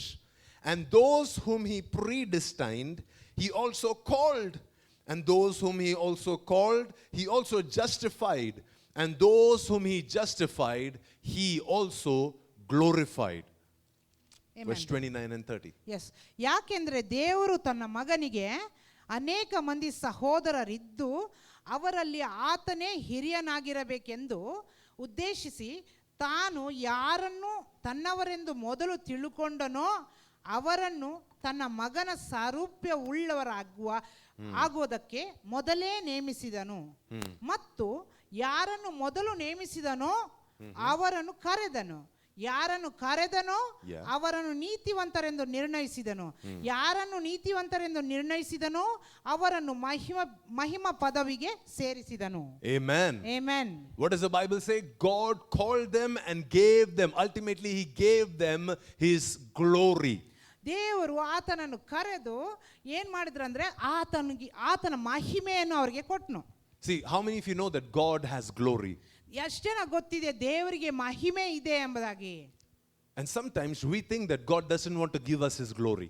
ನಾವು ಕೆಲವು ಸಲ ಅಂದ್ಕೊಳ್ತೇವೆ ಆತನ ಮಹಿಮೆಯನ್ನು ದೇವರು ಕೊಡ್ಲಿಕ್ಕೆ ಇಷ್ಟಪಡುವುದಿಲ್ಲ ಎಂಬುದಾಗಿ. But that's a wrong understanding. ಅದು ತಪ್ಪಾದ ತಿಳುವಳಿಕೆ. He wants to give his glory to his children. ದೇವರು ತನ್ನ ಮಹಿಮೆಯನ್ನು ತನ್ನ ಮಕ್ಕಳಿಗೆ ಕೊಡಬೇಕಂತ ಇಷ್ಟಪಟ್ಟಿದ್ದಾರೆ. But before he gives us his glory, he wants to transform us into the image of his son. ಆ ಮಹಿಮೆಯನ್ನು ದೇವರು ನಮಗೆ ಅದನ್ನು ಕೊಡಲಿಕ್ಕೆ ಮುಂಚಿತವಾಗಿ ತನ್ನ ಮಗನ ಸಾರೂಪ್ಯ ಉಳ್ಳವರಾಗಿರಬೇಕೆಂದು ತಾನು ಇಷ್ಟಪಡ್ತಾನೆ. Because everybody cannot handle the glory of God. ಯಾಕೆಂದರೆ ಎಲ್ಲರೂ ದೇವರ ಮಹಿಮೆಯನ್ನು ಆ ಮಹಿಮೆ ಜೊತೆ ಇದು ಮಾಡ್ಲಿಕ್ಕೆ ಆಗೋದಿಲ್ಲ. Do you understand what I'm saying? Hello? ಅರ್ಥ ಆಗ್ತಾ ಇದೆಯಾ? The glory of God ದೇವರ ಮಹಿಮೆ is such ಅದು ಯಾವ ರೀತಿ ಇರುತ್ತಂದ್ರೆ that Moses, when he said, I want to see your glory, ಅದು ಎಂತದಂದ್ರೆ ಮೋಶೆ ದೇವರೇ ನಿನ್ನ ಮಹಿಮೆಯನ್ನು ನಾನು ನೋಡಬೇಕೆಂದು ಕೇಳಿಕೊಂಡಾಗ God said, if you see this glory, you will die. ದೇವರು ಹೇಳಿದ್ರು ಈ ಮಹಿಮೆ ನೀನ್ ನೋಡುವುದಾದ್ರೆ ನೀನ್ ಸತ್ತು ಹೋಗ್ಬಿಡ್ತೀಯ. Do you remember that? ಅದು ನೆನಪಿದೆಯಲ್ವಾ? Yes, no, yes. ಹೌದಲ್ವಾ? Now God is saying, ದೇವರು ಏನ್ ಹೇಳ್ತಾ ಇದ್ದಾರಂದ್ರೆ, but to my sons, ಆದ್ರೆ ನನ್ನ ಪುತ್ರರಿಗೆ I am going to give this glory. ಈ ಒಂದು ನನ್ನ ಮಹಿಮೆಯನ್ನು ನಾನು ಕೊಡ್ಲಿಕ್ಕೆ ಇಷ್ಟಪಡ್ತೇನೆ. Those who are made in the image and the likeness of my son, I am going to give this glory. ಯಾರು ನನ್ನ ಮಗನಾದ ಯೇಸುವಿನ ಹಾಗೆ ರೂಪಾಂತರಗೊಂಡಿದ್ದೀರೋ ಆತನ ಸ್ವರೂಪದಲ್ಲಿದ್ದಾರಲ್ಲ ಅವರಿಗೆ ನಾನು ನನ್ನ ಮಹಿಮೆಯನ್ನು ಕೊಡ್ಲಿಕ್ಕೆ ಇಷ್ಟಪಡ್ತೇನೆ. So the glory that Moses couldn't handle, it is given to New Testament sons. ಆ ಯಾವ ದೇವರ ಮಹಿಮೆ ಮೋಶೆಗೆ ತಡ್ಕೊಳ್ಳಿಕ್ಕೆ ಆಗುತ್ತಿರ್ಲಿಲ್ವಲ್ಲ ಅದು ಹೊಸ ಒಡಂಬಡಿಕೆಯ ಒಂದು ಪುತ್ರರಿಗೆ ದೇವರು ಅನುಗ್ರಹಿಸಿದ್ದಾರೆ. That is why God says, before I give you the glory, I have to justify you. ಅದಕ್ಕಾಗಿ ದೇವರು ಹೇಳ್ತಾರೆ, ನಿನಗೆ ಆ ಮಹಿಮೆ ಕೊಡೋದಕ್ಕಿಂತ ಮುಂಚೆ ನಿಮ್ಮನ್ನು ನೀತಿವಂತರೆಂದು ನಾನು ನಿರ್ಣಯಿಸಬೇಕು. But before I justify you, you have to be among the ones that are called. ಆದರೆ ನಿಮ್ಮನ್ನು ನೀತಿವಂತರೆಂದು ನಿರ್ಣಯಿಸುವುದಕ್ಕಿಂತ ಮುಂಚೆ ನೀವು ಕರೆಯಲ್ಪಟ್ಟವರ ಒಳಗಡೆ ನೀವಿರಬೇಕು. But the ones who are called are from the ones who have been predestined. There is a foreknowledge of God about who are the people, and they are predestined. ನೀವು ಕರೆಯಲ್ಪಡೋದಕ್ಕಿಂತ ಮುಂಚೆ ನೀವು ಯಾವ ಗುಂಪಿಗೆ ಸೇರಿರಬೇಕಂದ್ರೆ ಮೊದಲೇ ನೇಮಿಸಲ್ಪಡುವಂತ ಜನರ ಒಂದು ಗುಂಪಿಗೆ ನೀವು ಸೇರಲ್ಪಡಬೇಕು. But in verse 29 it says that their predestination is not to go to heaven. ದೇವರ ವಾಕ್ಯ 29ನೇ ವಚನದಲ್ಲಿ ಹೇಳ್ತದೆ ಆ ಒಂದು ನೇಮಿಸಲ್ಪಡುವುದು ಅಂದ್ರೆ ಆ ವಿಷಯ ಪರಲೋಕಕ್ಕೆ ಹೋಗೋದಕ್ಕೋಸ್ಕರ ಅಲ್ಲ. When we think that God chose me, we think God chose me so I can go to heaven. ನಾವು ಅನ್ಕೊಳ್ತೀವಿ ದೇವರು ನಮ್ಮನ್ನು ಆರಿಸಿಕೊಂಡ್ರು ಅಂತ ಅನ್ಕೊಂಡಾಗ ನಾವು ಅನ್ಕೊಂತೀವಿ ದೇವರು ನಮ್ಮನ್ನು ಪರಲೋಕಕ್ಕೆ ಹೋಗುವುದಕ್ಕಾಗಿ ಆರಿಸಿಕೊಂಡ್ರು ಎಂಬುದಾಗಿ. God did not choose you to go to heaven. ದೇವರು ನಿಮ್ಮನ್ನು ಪರಲೋಕಕ್ಕೆ ಹೋಗುವುದಕ್ಕಾಗಿ ಆರಿಸಿಕೊಂಡಿಲ್ಲ. Please read it one more time, verse 29. ಇನ್ನೊಂದ್ಸಲ ಆ 29ನೇ ವಚನವನ್ನು ನಾವು ಓದೋಣ. It says, for whom he foreknew, he predestined to be conformed to the image of his son. ತಾನು ಯಾರನ್ನು ತನ್ನವರೆಂದು ಮೊದಲು ತಿಳುಕೊಂಡನೋ ಅವರನ್ನು ತನ್ನ ಮಗನ ಸಾರೂಪ್ಯ ಉಳ್ಳವರಾಗುವುದಕ್ಕೆ ಮೊದಲೇ ನೇಮಿಸಿದನು. Amen. Amen. So God did not choose us so that we can ultimately go to, God chose us so we can become like Jesus. ದೇವರು ನಮ್ಮನ್ನು ಯಾಕೆ ಆರಿಸಿಕೊಂಡ್ರಂದ್ರೆ ನಾವು ಪರಲೋಕಕ್ಕೆ ಹೋಗ್ಬೇಕೆಂಬುದಾಗಿ ಆರಿಸಿಕೊಂಡಿಲ್ಲ. ಆದರೆ ನಮ್ಮನ್ನು ಯಾವುದಕ್ಕೋಸ್ಕರ ಆರಿಸಿಕೊಂಡಂದ್ರೆ ನಾವು ಆತನ ಮಗನಾದ ಯೇಸುವಿನ ಹಾಗೆ ಆಗಬೇಕೆಂಬುದಕ್ಕಾಗಿ ನಮ್ಮನ್ನು ಆರಿಸಿಕೊಂಡನು. And when we become like Jesus, ನಾವು ಯೇಸುವಿನ ಹಾಗೆ ಆಗುವಾಗ then God says, hey, now I can give you my glory. ಆಗ ದೇವರು ಹೇಳ್ತಾರೆ, ಈಗ ನಾನು ನನ್ನ ಮಹಿಮೆಯನ್ನು ನಿಮಗೆ ಕೊಡಬಹುದು ಎಂಬುದಾಗಿ. Now I can trust you with my glory. ಈಗ ನಾನು ನಿಮ್ಮನ್ನು ನನ್ನ ಮಹಿಮೆಯಿಂದ ನಾನು ನಂಬಬಹುದು. If you read the book of Hebrews, the Bible says Moses, as great as he was still a servant. He was not a son. ನೀವು ಇಬ್ರಿಯರ ಪತ್ರಿಕೆ ನೀವು ಓದುವಾಗ ಮೋಶೆ ಎಷ್ಟು ದೊಡ್ಡವನಾಗಿ ಎಷ್ಟು ಉನ್ನತವಾಗಿ ಇದ್ರೂ ಸಹ ಆತನು ಸೇವಕನಾಗೇ ಇದ್ದ. That is why God could never show Moses the full glory. ಅದಕ್ಕಾಗಿ ದೇವರು ಆತನ ಪರಿಪೂರ್ಣವಾದ ಮಹಿಮೆಯನ್ನು ಮೋಶೆಗೆ ತೋರಿಸಲಿಕ್ಕೆ ಸಾಧ್ಯವಾಗಲಿಲ್ಲ. That is why God had to hide his eyes when he is walking in front of Moses. ಅದಕ್ಕೆ ದೇವರು ಮೋಶೆಯ ಕಣ್ಣುಗಳನ್ನು ಮುಚ್ಚಬೇಕಾಯಿತು ಆ ಮೋಶೆಯ ಮುಂದೆ ದೇವರು ನಡೆದುಕೊಂಡು ಹೋದಾಗ. But when John wrote about God's glory, ಆದರೆ ಯೋಹಾನನು ದೇವರ ಮಹಿಮೆ ಕುರಿತಾಗಿ ಬರೆದಾಗ John said, we have seen him. ಯೋಹಾನನ್ ಹೇಳ್ತಾನೆ, ನಾವು ಆತನನ್ನು ನಾವು ನೋಡಿದೆವು, we have touched him, ಆತನನ್ನು ನಾವು ಮುಟ್ಟಿದೆವು, we have heard him, ಆತನನ್ನು ನಾವು ಕೇಳಿಸಿಕೊಂಡೆವು, we have seen the glory of God, ದೇವರ ಮಹಿಮೆಯನ್ನು ನಾವು ನೋಡಿದ್ದೇವೆ, ಕಣ್ಣಾರೆ ನೋಡಿದ್ದೇವೆ we ಎಂಬುದಾಗಿ. have walked with the glory of God, ನಾವು ದೇವರ ಮಹಿಮೆಯೊಂದಿಗೆ ನಾವು ನಡೆದಾಡಿದ್ದೇವೆ, we have lived with the glory of ನಾವು God. ದೇವರ ಮಹಿಮೆ ಸಂಗಡ ನಾವು ಜೀವನ ಮಾಡಿದ್ದೇವೆ. Because John was of a different category and Moses was of a different category. ಯಾಕೆಂದ್ರೆ ಯೋಹಾನನು ಇನ್ನೊಂದು ರೀತಿಯಲ್ಲಿದ್ದನು, ಮೋಶೆ ಇನ್ನೊಂದು ವಿಧವಾಗಿದ್ದನು. Because you and we belong to a category of people who are predestined to become like Jesus. ಯಾಕೆಂದ್ರೆ ನಾವು ಹಾಗೂ ನೀವುಗಳು ನಾವು ಯಾವ ಗುಂಪಿಗೆ ಸೇರಿದ್ದೇವೆ ಅಂತಂದ್ರೆ, ನಾವು ಮೊದಲೇ ನಾವು ಯೇಸುವಿನ ಹಾಗೆ ಆಗುವುದಕ್ಕಾಗಿ ನೇಮಿಸಲ್ಪಟ್ಟವರಾಗಿದ್ದೇವೆ. Amen. Amen. How many of you are happy that we will look like Jesus? ಎಷ್ಟು ಜನ ನೀವು ಸಂತೋಷ ಉಳ್ಳವರಾಗಿದ್ದೀವಿ, ನಾವು ಯೇಸುವಿನ ಹಾಗೆ ಕಾಣಿಸಿಕೊಳ್ತೇವೆ ಎಂಬುದಾಗಿ. I'll tell you why it is a guarantee. Because it is predestined. ಯಾಕೆ ಅದರ ಕುರಿತಾಗಿ ಗ್ಯಾರಂಟಿ ಇದೆ ಅಂದ್ರೆ, ಅದು ಮೊದಲೇ ನೇಮಿಸಲ್ಪಟ್ಟಿದೆ, It is written already. ಅದು ಬರೆಯಲ್ಪಟ್ಟಿದೆ ಈಗಾಗಲೇ. It is decided in heaven that you have to look like Jesus. ಈಗಾಗಲೇ ಪರಲೋಕದಲ್ಲಿ ನಿರ್ಣಯವಾಗ್ಬಿಟ್ಟಿದೆ, ನೀವು ಯೇಸುವಿನ ಹಾಗೆ ಕಾಣಿಸಬೇಕೆಂಬುದಾಗಿ. So by hook or by crook, we will all have to look like Jesus. ಯಾವುದೇ ರೀತಿಯಲ್ಲಿ ಡೊಂಕಾಗಾದ್ರೂ ಸಹಿ ಸರಿಯಾಗಾದ್ರೂ ಸಹಿ ನಾವು ಈ ದೇವರ ಯೇಸುವಿನ ಹಾಗೆ ನಾವು ಕಾಣಿಸಲೇಬೇಕು. Some of us will look on the first attempt, some of us will have to take 120 attempts, but we will all look like Jesus. ನಾವು ಕೆಲವರಲ್ಲಿ ನಾವು ಒಂದು ಪ್ರಯತ್ನ ಮಾಡಿದ್ರೆ ಯೇಸುವಿನ ಹಾಗೆ ನಾವು ಕಾಣಿಸ್ಕೊಳ್ತೇವೆ, ಕೆಲವರು 120 ಪ್ರಯತ್ನ ಮಾಡಿ ನಾವು ಯೇಸುವಿನ ಹಾಗೆ ಕಾಣಿಸ್ಕೊಳ್ಬೇಕು. ಆದರೆ ಕಡೆಯದಾಗ ನಾವು ಯೇಸುವಿನ ಹಾಗೆ ಕಾಣಿಸಲೇಬೇಕು. Some of us will straight go and take a ticket to Nineveh. Others, they will go take a ticket to Tarshish, then get eaten by a whale, then get vomited by a whale, and then finally go to Nineveh. But all of us will reach Nineveh. ನಮ್ಮಲ್ಲಿ ಕೆಲವರು ನೇರವಾಗಿ Nineveh ticket ತೆಗೆದುಕೊಂಡು ನಿನವೆಗೆ ಹೋಗ್ಬಿಡ್ತೇವೆ. ನಮ್ಮಲ್ಲಿ ಕೆಲವರು ಏನು ಮಾಡ್ತೇವೆ, ಟಾರ್ಶಿಷ್ಗೆ ticket ತಗೊಳ್ತೇವೆ, ಅಲ್ಲಿ ಹೋಗಿ ಮೀನಿನಿಂದ ನುಂಗಲ್ಪಟ್ಟು ಮೀನಿನಿಂದ ವಾಂತಿ ಮಾಡಲ್ಪಟ್ಟು ಅದಾದ್ಮೇಲೆ ಆಮೇಲೆ ನಿನವೆಗೆ ನಾವು ಹೋಗ್ತೇವೆ. But we will all look like Jesus. ಆದ್ರೂ ಸಹ ನಾವೆಲ್ಲರೂ ಯೇಸು ಕ್ರಿಸ್ತನ ಹಾಗೆ ನಾವು ಕಾಣಿಸಿಕೊಳ್ತೇವೆ. Amen. Amen. The more we yield, the more we surrender, the faster the process is. ನಾವು ದೇವರಿಗೆ ಎಷ್ಟು ಬೇಗ ನಮ್ಮನ್ನು ನಾವು ಒಪ್ಪಿಸಿಕೊಡ್ತೇವಲ್ಲ, ಎಲ್ಲಿವರೆಗೂ ನಮ್ಮನ್ನು ನಾವು ಕ್ರಿಸ್ತರಿಗೆ ಸಮರ್ಪಿಸ್ತೇವಲ್ಲ, ಅದು ಎಷ್ಟು ಬೇಗ ಮಾಡ್ತೀವೋ ಅಷ್ಟು ಬೇಗ ನಾವು ಯೇಸುವಿನ ಹಾಗೆ ನಾವು ಕಾಣಿಸ್ಕೊಳ್ಳಿಕ್ಕೆ ಪ್ರಾರಂಭ ಮಾಡ್ತೇವೆ. But the question is, then why do I need a spiritual father?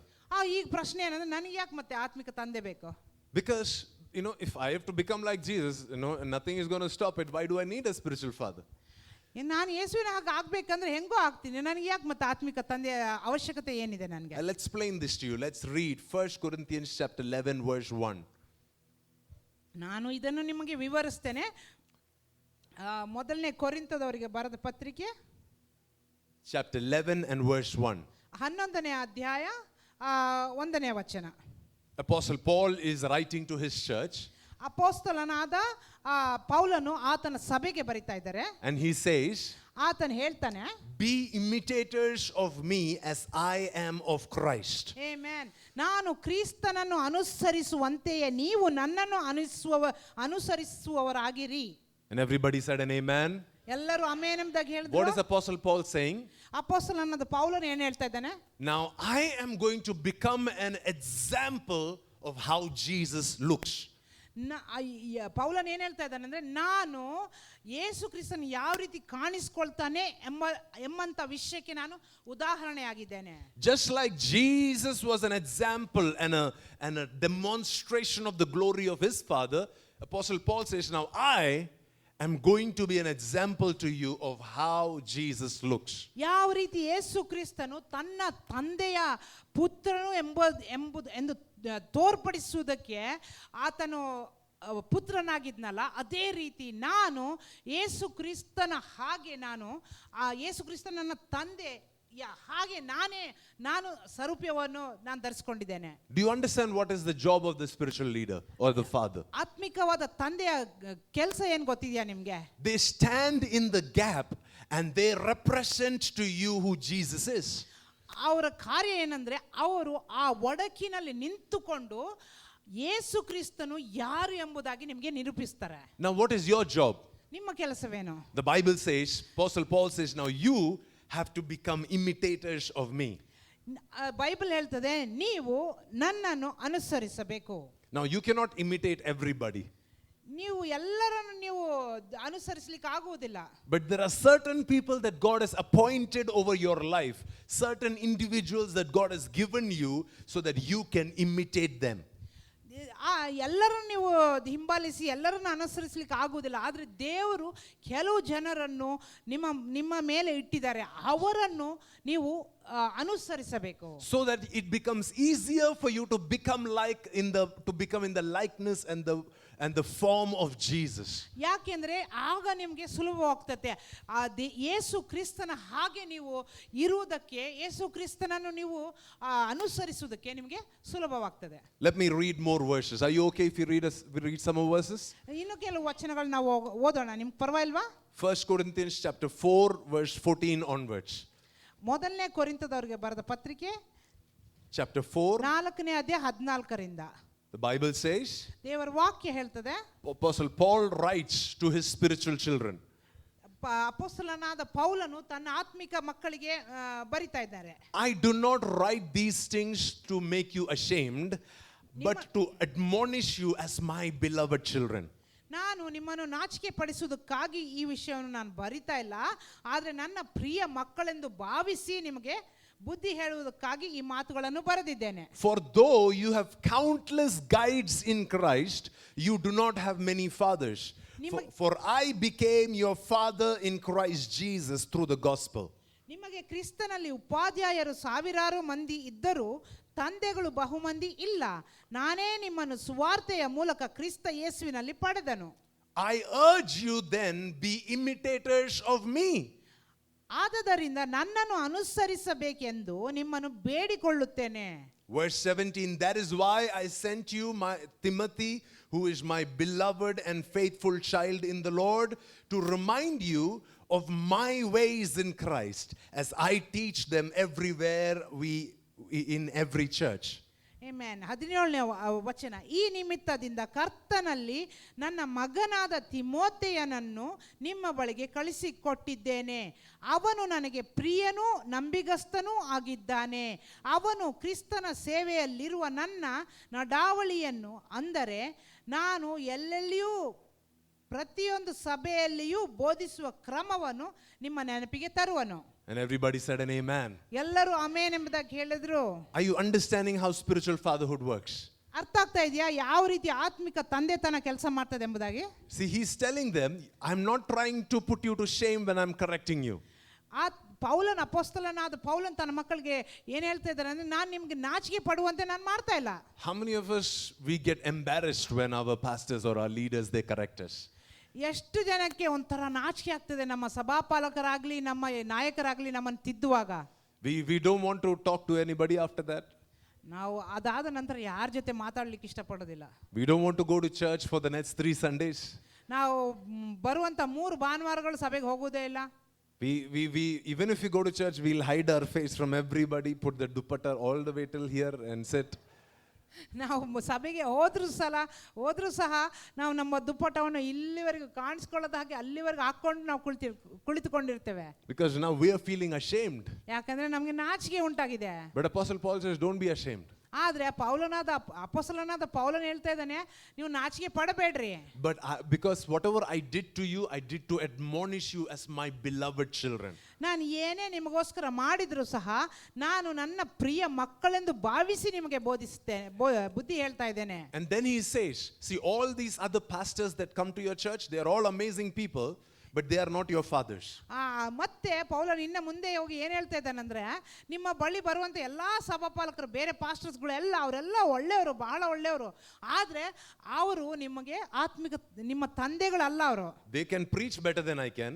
ಅವರು ನನಗಿಂತ ಚೆನ್ನಾಗಿ ಬೋಧಿಸಬಲ್ಲರು. They can do more miracles. ಅವರು ಇನ್ನೂ ನನಗಿಂತ ಹೆಚ್ಚಾಗಿ ಅದ್ಭುತ ಕಾರ್ಯಗಳನ್ನು ಮಾಡಬಲ್ಲರು. They can prophesy better. ನನಗಿಂತ ಹೆಚ್ಚಾಗಿ ಪ್ರವಾದಿಸಬಲ್ಲರು. But not every fancy person is a father. ಆದ್ರೆ ಪ್ರತಿಯೊಂದು ಬರುವಂತವರೆಲ್ಲ ನಿಮಗೆ ತಂದೆಗಳಲ್ಲ. In fact, Apostle Paul had a reputation that he was a very boring preacher. Actually ನಿಜವಾಗ್ಲೂ ನೋಡ್ಬೇಕಾದ್ರೆ ಅಪೊಸ್ತಲನಾದ ಪೌಲನು ಬಹಳ ಒಂದು bore ತರುವಂತ ಸಂದೇಶಕನಾಗಿದ್ದು, ಬೋಧಕನಾಗಿದ್ನು. So they would say about him that when he comes in person, he is very weak, but when he writes, he is very strong. When he comes in person, he is very weak, but when he writes a letter, he is very strong and very powerful. ಎಷ್ಟರ ಮಟ್ಟಿಗೆ ಅಂದ್ರೆ ಪೌಲನ ಕುರಿತಾಗಿ ಏನ್ ಹೇಳ್ತಾ ಇದ್ದಾರೆ ಅಂದ್ರೆ, ಆತನು ವ್ಯಕ್ತಿಯಾಗಿ ಅಲ್ಲಿ ಬರುವಾಗ ಬಹಳ ಒಂದು ಬಲಹೀನನಾಗಿ ಕಾಣಿಸ್ತಾನೆ, ಆದ್ರೆ ಬರ್ದಾಗ ಬಹಳ ಕಠಿಣವಾಗಿರ್ತದೆ ಆತನ ಮಾತುಗಳು. So Apostle Paul had a reputation that he is a boring preacher. ಅದಕ್ಕಾಗಿ ಅಪೊಸ್ತಲನಾದ ಪೌಲನು ಬಹಳ ಒಂದು ಬೋರ್ ತರುವಂತ ಒಂದು ಸಂದೇಶಕನೆಂದು ಹೆಸರುಗೊಂಡಿದ್ದನು. Do you know one time somebody died because of his preaching? ನಿಮ್ಗೆ ಗೊತ್ತಿದ್ಯಾ, ಒಂದ್ಸಲ ಒಬ್ರು ಸತ್ತೋಗ್ಬಿಟ್ಟಿದ್ರು ಆತನ ಪ್ರಸಂಗಿಸುವಾಗ. Because he was sitting next to the window and Apostle Paul was preaching. ಆತನು ಕಿಟಕಿಯಲ್ಲಿ ಕುಳಿತುಕೊಂಡಿದ್ದ, ಅಪೊಸ್ತಲನಾದ ಪೌಲನು ಪ್ರಸಂಗ ಮಾಡ್ತಾ ಇದ್ನ. And you know, this is back in the day, right? They didn't have any level for their windows. They would keep it all the way till down. ಮೊದಲ ಕಾಲದಲ್ಲಿ ಆ ಕಿಟಕಿಗಳಿಗೆ ಒಂದು ಹಂತ ಇರ್ತಿರ್ಲಿಲ್ಲ, ಎಲ್ಲ ಫುಲ್ಲು ಕೆಳಗಿನ ಮಟ್ಟದವರೆಗೂ ಕಿಟಕಿ ಇರ್ತಾ ಇತ್ತು. And Apostle Paul, he is preaching in a very monotonous fashion, saying everybody we should love Jesus, and you know, and this brother, he went into deep sleep. ಅಪೊಸ್ತಲನಾದ ಪೌಲನು ಯಾವ ರೀತಿ ಪ್ರಸಂಗಿಸ್ತಾ ಇದ್ನಂದ್ರೆ, ನಾವೆಲ್ಲ ಒಂಥರ ಬೇಸರ ಇಟ್ಕೊಂಡು ನಾವೆಲ್ಲರೂ ಯೇಸು ಸ್ವಾಮಿಯನ್ನು ನಂಬಬೇಕು ಎಂಬುದಾಗಿ ಬೋಧಿಸುವಾಗ ಅವನು ಆಳವಾದ ಗಾಢ ನಿದ್ರೆಗೆ ಹೋಗ್ಬಿಟ್ಟ. And he fell from the third floor from the window. ಆತನು 3ನೇ ಅಂತಸ್ತಿನಿಂದ ಕಿಟಕಿಯಿಂದ ಧಬ್ ಅಂತ ಬಿದ್ದುಬಿಟ್ಟ. Thank God for Apostle Paul. He also had an anointing to resurrect people. ಅಂದೆ ಅಪೊಸ್ತಲ ಪೌಲನಿಗೋಸ್ಕರ ಸ್ತೋತ್ರ. ಯಾಕಂದ್ರೆ ಆತನ ಮೇಲೆ ಒಂದು ಅಭಿಷೇಕ ಇತ್ತು. ಎಂತ ಅಭಿಷೇಕ ಅಂದ್ರೆ ಸತ್ತವರನ್ನು ಎಬ್ಬಿಸುವಂತ ಅಭಿಷೇಕ ಇತ್ತು.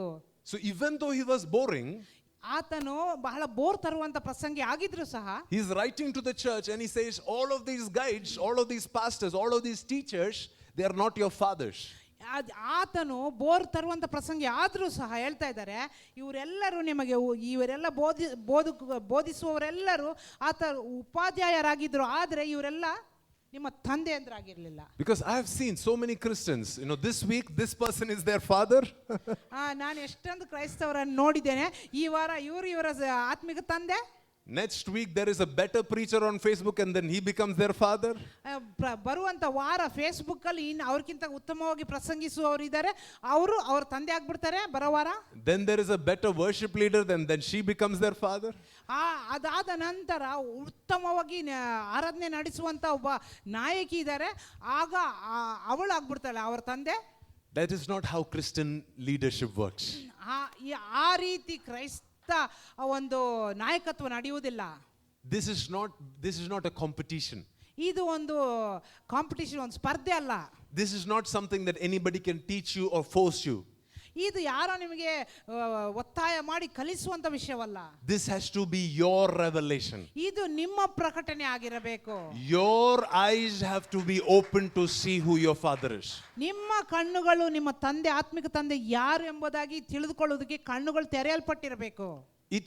Nobody can come and say, hey, you have to always listen. Nobody will force you here. ಇಲ್ಲಿ ಬಂದು ಯಾರು ನಿಮ್ಗೆ ಒತ್ತಾಯ ಮಾಡೋದಿಲ್ಲ, ನನ್ನನ್ನೇ ನೀವು ಕೇಳಿಸ್ಕೊಳ್ಬೇಕಂದ್ರೆ ಯಾರು ಒತ್ತಾಯ ಮಾಡೋದಿಲ್ಲ. This has to come as your revelation. ಇದು ನಿಮ್ಮ ಪ್ರಕಟಣೆಯಾಗಿ ಬರಬೇಕು. And then Apostle Paul says, because I am your father, ಅಪೊಸ್ತಲನಾದ ಪೌಲನು ಹೇಳ್ತಾನೆ, ನಾನು ನಿಮ್ಮ ಆತ್ಮಿಕ ತಂದೆ ಆಗಿರುವ ಕಾರಣ, now I urge you, verse 16, to imitate me. ಅದಕ್ಕೋಸ್ಕರ ಆದ್ದರಿಂದ ನಾನು ನನ್ನನ್ನು ಅನುಸರಿಸಬೇಕೆಂದು ನಿಮ್ಮನ್ನು ಬೇಡಿಕೊಳ್ಳುತ್ತೇನೆ. You can listen to multiple pastors, but you have to imitate me. ನೀವು ಎಷ್ಟೊಂದು ಸಭಾಪಾಲಕರನ್ನು ಅವ್ರು ಹೇಳುವಂತ ವಾಕ್ಯಗಳನ್ನು ನೀವು ಕೇಳಿಸ್ಕೋಬಹುದು, ಆದ್ರೆ ಅನುಸರಿಸುವಾಗ ನನ್ನನ್ನು ನೀವು ಅನುಸರಿಸಬೇಕು. Do you understand what I'm saying? ಅರ್ಥ ಆಗ್ತಾ ಇದೆಯಾ ನಾನು ಹೇಳುವಂತ ವಿಷಯ? He's not saying disrespect these pastors. ಆತನು ಅಪೊಸ್ತಲನಾದ ಪೌಲನು ಪಾಸ್ಟರ್ಸ್, ಬೇರೆ ಪಾಸ್ಟರ್ಗಳನ್ನೆಲ್ಲ ಅವಮರ್ಯಾದೆ ಮಾಡಬೇಡ, ಗೌರವಿಸಬೇಡ ಎಂಬುದಾಗಿ ಹೇಳ್ತಾ ಇಲ್ಲ. He's not saying don't listen to any other pastors. ಬೇರೆ ಪಾಸ್ಟರ್ಗಳು ಹೇಳುವಂತ ಮಾತುಗಳನ್ನು ನೀವು ಕೇಳಿಸ್ಕೋಬೇಡಿ ಅಂತ ಹೇಳ್ತಾ ಇಲ್ಲ. He's saying, but when it comes to imitating somebody, ಆದ್ರೆ ಅನುಸರಿಸುವ ವಿಷಯಕ್ಕೆ ಬಂದಾಗ, when it comes to closely following somebody, ನಿಕಟವಾಗಿ ಒಬ್ಬರನ್ನ ಹಿಂಬಾಲಿಸುವಂತರ ಕುರಿತಾಗಿ ನಾವು ನೋಡುವುದಾದ್ರೆ, you can do that only with your father. ಅದು ನಿಮ್ಮ ತಂದೆಯನ್ನು ಮಾತ್ರ ನೀವು ಆತರ ಹಿಂಬಾಲಿಸಬಹುದು. Because it is your father who has the DNA that is required to to be replicated in you. ಯಾಕೆಂದ್ರೆ ನಿನ್ನ ತಂದೆಯ ಬಳಿಯಲ್ಲಿ ಮಾತ್ರ ಆ DNA ಇದೆ, ಅದು ನಿನ್ನಲ್ಲಿ ಕಾಣಿಸಿಕೊಳ್ಳುವ ಹಾಗೆ, ನಿನ್ನಲ್ಲಿ ಬಂದು ಸೇರಿಕೊಳ್ಳುವ ಹಾಗೆ ನಿಮ್ಮ ತಂದೆ ಹತ್ರ ಮಾತ್ರ ಇದೆ. Because it is your father that the Lord has appointed as a person of contact to represent Jesus to you. ಯಾಕೆಂದ್ರೆ ತಂದೆಯಾದ ದೇವರು ನಿಮ್ಮ ಒಂದು ಆತ್ಮಿಕ ತಂದೆಯನ್ನು ನೇಮಿಸಿದ್ದಾರೆ. ಯಾಕೆಂದ್ರೆ ಯೇಸು ಕ್ರಿಸ್ತನನ್ನು ನಿಮ್ಮ ಮುಂದೆ ಆತನು ಪ್ರತಿಬಿಂಬಿಸುವುದಕ್ಕಾಗಿ. Amen. Amen. And so in verse 17 it's very interesting that Apostle Paul says, 17ನೇ ವಚನದಲ್ಲಿ ಒಂದು ಬಹಳ ಒಳ್ಳೆ ಮಾತಿದೆ. he says, I have sent you Timothy, ಅದಕ್ಕಾಗಿ ಕರ್ತನಲ್ಲಿ ನನ್ನ ಮಗನಾದ ತಿಮೋಥೆಯನನ್ನು ನಿಮ್ಮ ಬಳಿಗೆ ಕಳಿಸಿಕೊಟ್ಟಿದ್ದೇನೆ, so that he can come and teach you my ways. ಯಾಕೆಂದ್ರೆ ಆತನು ಬಂದು ನನ್ನ ಮಾರ್ಗಗಳನ್ನು ನಿಮಗೆ ಕಲಿಸಬಲ್ಲನು. He's not saying Timothy will come and teach you Jesus' ways. ಆತನು ಬಂದು ಯೇಸುವಿನ ಒಂದು ಮಾರ್ಗಗಳನ್ನು ನಿಮಗೆ ಬೋಧಿಸ್ತಾನೆ ತಿಮೋಥಿ ಎಂಬುದಾಗಿ ಹೇಳ್ತಾ ಇಲ್ಲ. What is he saying? ಆತನು ಹೇಳುವಂತ ಮಾತೇನು? Timothy will come and teach you ಆತನು ಬಂದು my ways in Christ. ಪೌಲನ ನಡಾವಳಿಯನ್ನು, He will come and teach you how I pray. ನಾನು ಯಾವ ರೀತಿ ಪ್ರಾರ್ಥನೆ ಮಾಡ್ತೇನೆ ಅದು ಕಲಿಸ್ಕೊಡ್ತಾನೆ ತಿಮೋಥಿ ನಿಮಗೆ. He will teach you how I read the Bible. ನಾನು ಯಾವ ರೀತಿ ಬೈಬಲ್ ಓದ್ತೇನೆ ಅದನ್ನು ತಿಮೋಥಿ ನಿಮಗೆ ಕಲಿಸ್ಕೊಡ್ತಾನೆ. He will teach you my way of doing ministry. ಆತನು ಬಂದು ನಾನು ಯಾವ ರೀತಿ ಸೇವೆ ಮಾಡ್ತೀನಲ್ಲ ಅದನ್ನು ನಿಮಗೆ ಬೋಧಿಸ್ತಾನೆ. And this is what you need to imitate and become, every day, because you are my spiritual children. ಇದನ್ನೇ ಪ್ರತಿದಿನ ನೀವು ಮಾಡಬೇಕು. ಪ್ರತಿದಿನ ಇದೇ ರೀತಿಯಲ್ಲಿ ನೀವು ಅನುಸರಿಸಬೇಕು. ಎಲ್ಲಿಯವರೆಗೆ ಅಂದ್ರೆ ನೀವು ನನ್ನ ಮಕ್ಕಳಾಗುವವರೆಗೆ. Amen. Amen. Do you understand the concept of spiritual fatherhood? ಅರ್ಥ ಆಯ್ತಾ? ಆತ್ಮಿಕ ತಂದೆತನದ ಕುರಿತಾಗಿ ಅರ್ಥ ಆಯ್ತಾ? Can I give you some more scriptures? ಇನ್ನು ಕೆಲವು ವಾಕ್ಯಗಳನ್ನು ನಾನು ತೋರಿಸಬಹುದಾ? Because sometimes what happens is that, in the church, God has appointed a father in this church who is leading you, who is providing food for you week after week. ಯಾಕೆಂದ್ರೆ ನಾವು ನೋಡುವಾಗ ದೇವರು ಒಂದು ಆತ್ಮಿಕ ತಂದೆಯನ್ನು ನಿಮ್ಮ ಸಭೆಯಲ್ಲಿ ನಿಮಗೋಸ್ಕರ ಇಟ್ಟಿದ್ದಾರೆ. ಅವರು ಪ್ರತಿದಿನ ವಾರದ ನಂತರ ವಾರ ನಿಮಗೆ ಆತ್ಮಿಕ ಆಹಾರವನ್ನು ಉಣಬಡಿಸುತ್ತಿದ್ದಾರೆ. But sometimes what happens is we become so used to the house food that when we go to a hotel we realize that is the kind of food I want to eat every day. ನಮಗೆ ಕೆಲವು ಸಲ ಏನಾಗ್ಬಿಡ್ತದೆ ಅಂದ್ರೆ ಪ್ರತಿದಿನ ತಿಂದು bore ಆಗ್ಬಿಡ್ತೈತೆ. ಮನೆ ಊಟ daily ತಿಂದರೆ bore ಆಗ್ಬಿಡ್ತೈತೆ. ನಾವು ಅದಕ್ಕೆ ಹೋಟೆಲ್ಗೆ ಹೋದಾಗ ಇದು ರುಚಿಕರವಾಗಿದೆ ಎಂಬುದಾಗಿ ನಮಗೆ ಇಷ್ಟ ಆಗ್ತದೆ. I wish that we can hire this chef for my house. ನನಗೆ ಅನಿಸ್ತದೆ, ನನಗೆ ಏನು ಆಸೆ ಅಂದರೆ ಈ ಹೋಟೆಲಿನ ಅಡುಗೆ ಭಟ್ಟನನ್ನು ನನ್ನ ಮನೆಯಲ್ಲಿ ಅಡುಗೆ ಮಾಡೋದಕ್ಕೆ ನಾನು ಇಟ್ಕೊಳ್ಳಿಕ್ಕೆ ಇಷ್ಟಪಡ್ತೇನೆ ಎಂಬುದಾಗಿ. But when you fall sick and you go to the doctor, do you know what the doctor says? For some time, please don't eat outside. ನಿಮಗೆ ಅನಾರೋಗ್ಯ, ನಿಮಗೆ ಅಸ್ವಸ್ಥತೆ ಆದಾಗ ನೀವು ವೈದ್ಯರ ಬಳಿ ನೀವು ಹೋದಾಗ ಅವ್ರು ಏನು ಹೇಳ್ತಾರೆ? ಸ್ವಲ್ಪ ಸಮಯ ಹೊರಗಿನ ಊಟ ತಿನ್ನಬೇಡಿ, ಮನೆ ಊಟನೇ ತಿನ್ನಿ ಎಂಬುದಾಗಿ. Yes? ಹೌದಲ್ವಾ? Doctors in Bellary also say the same thing?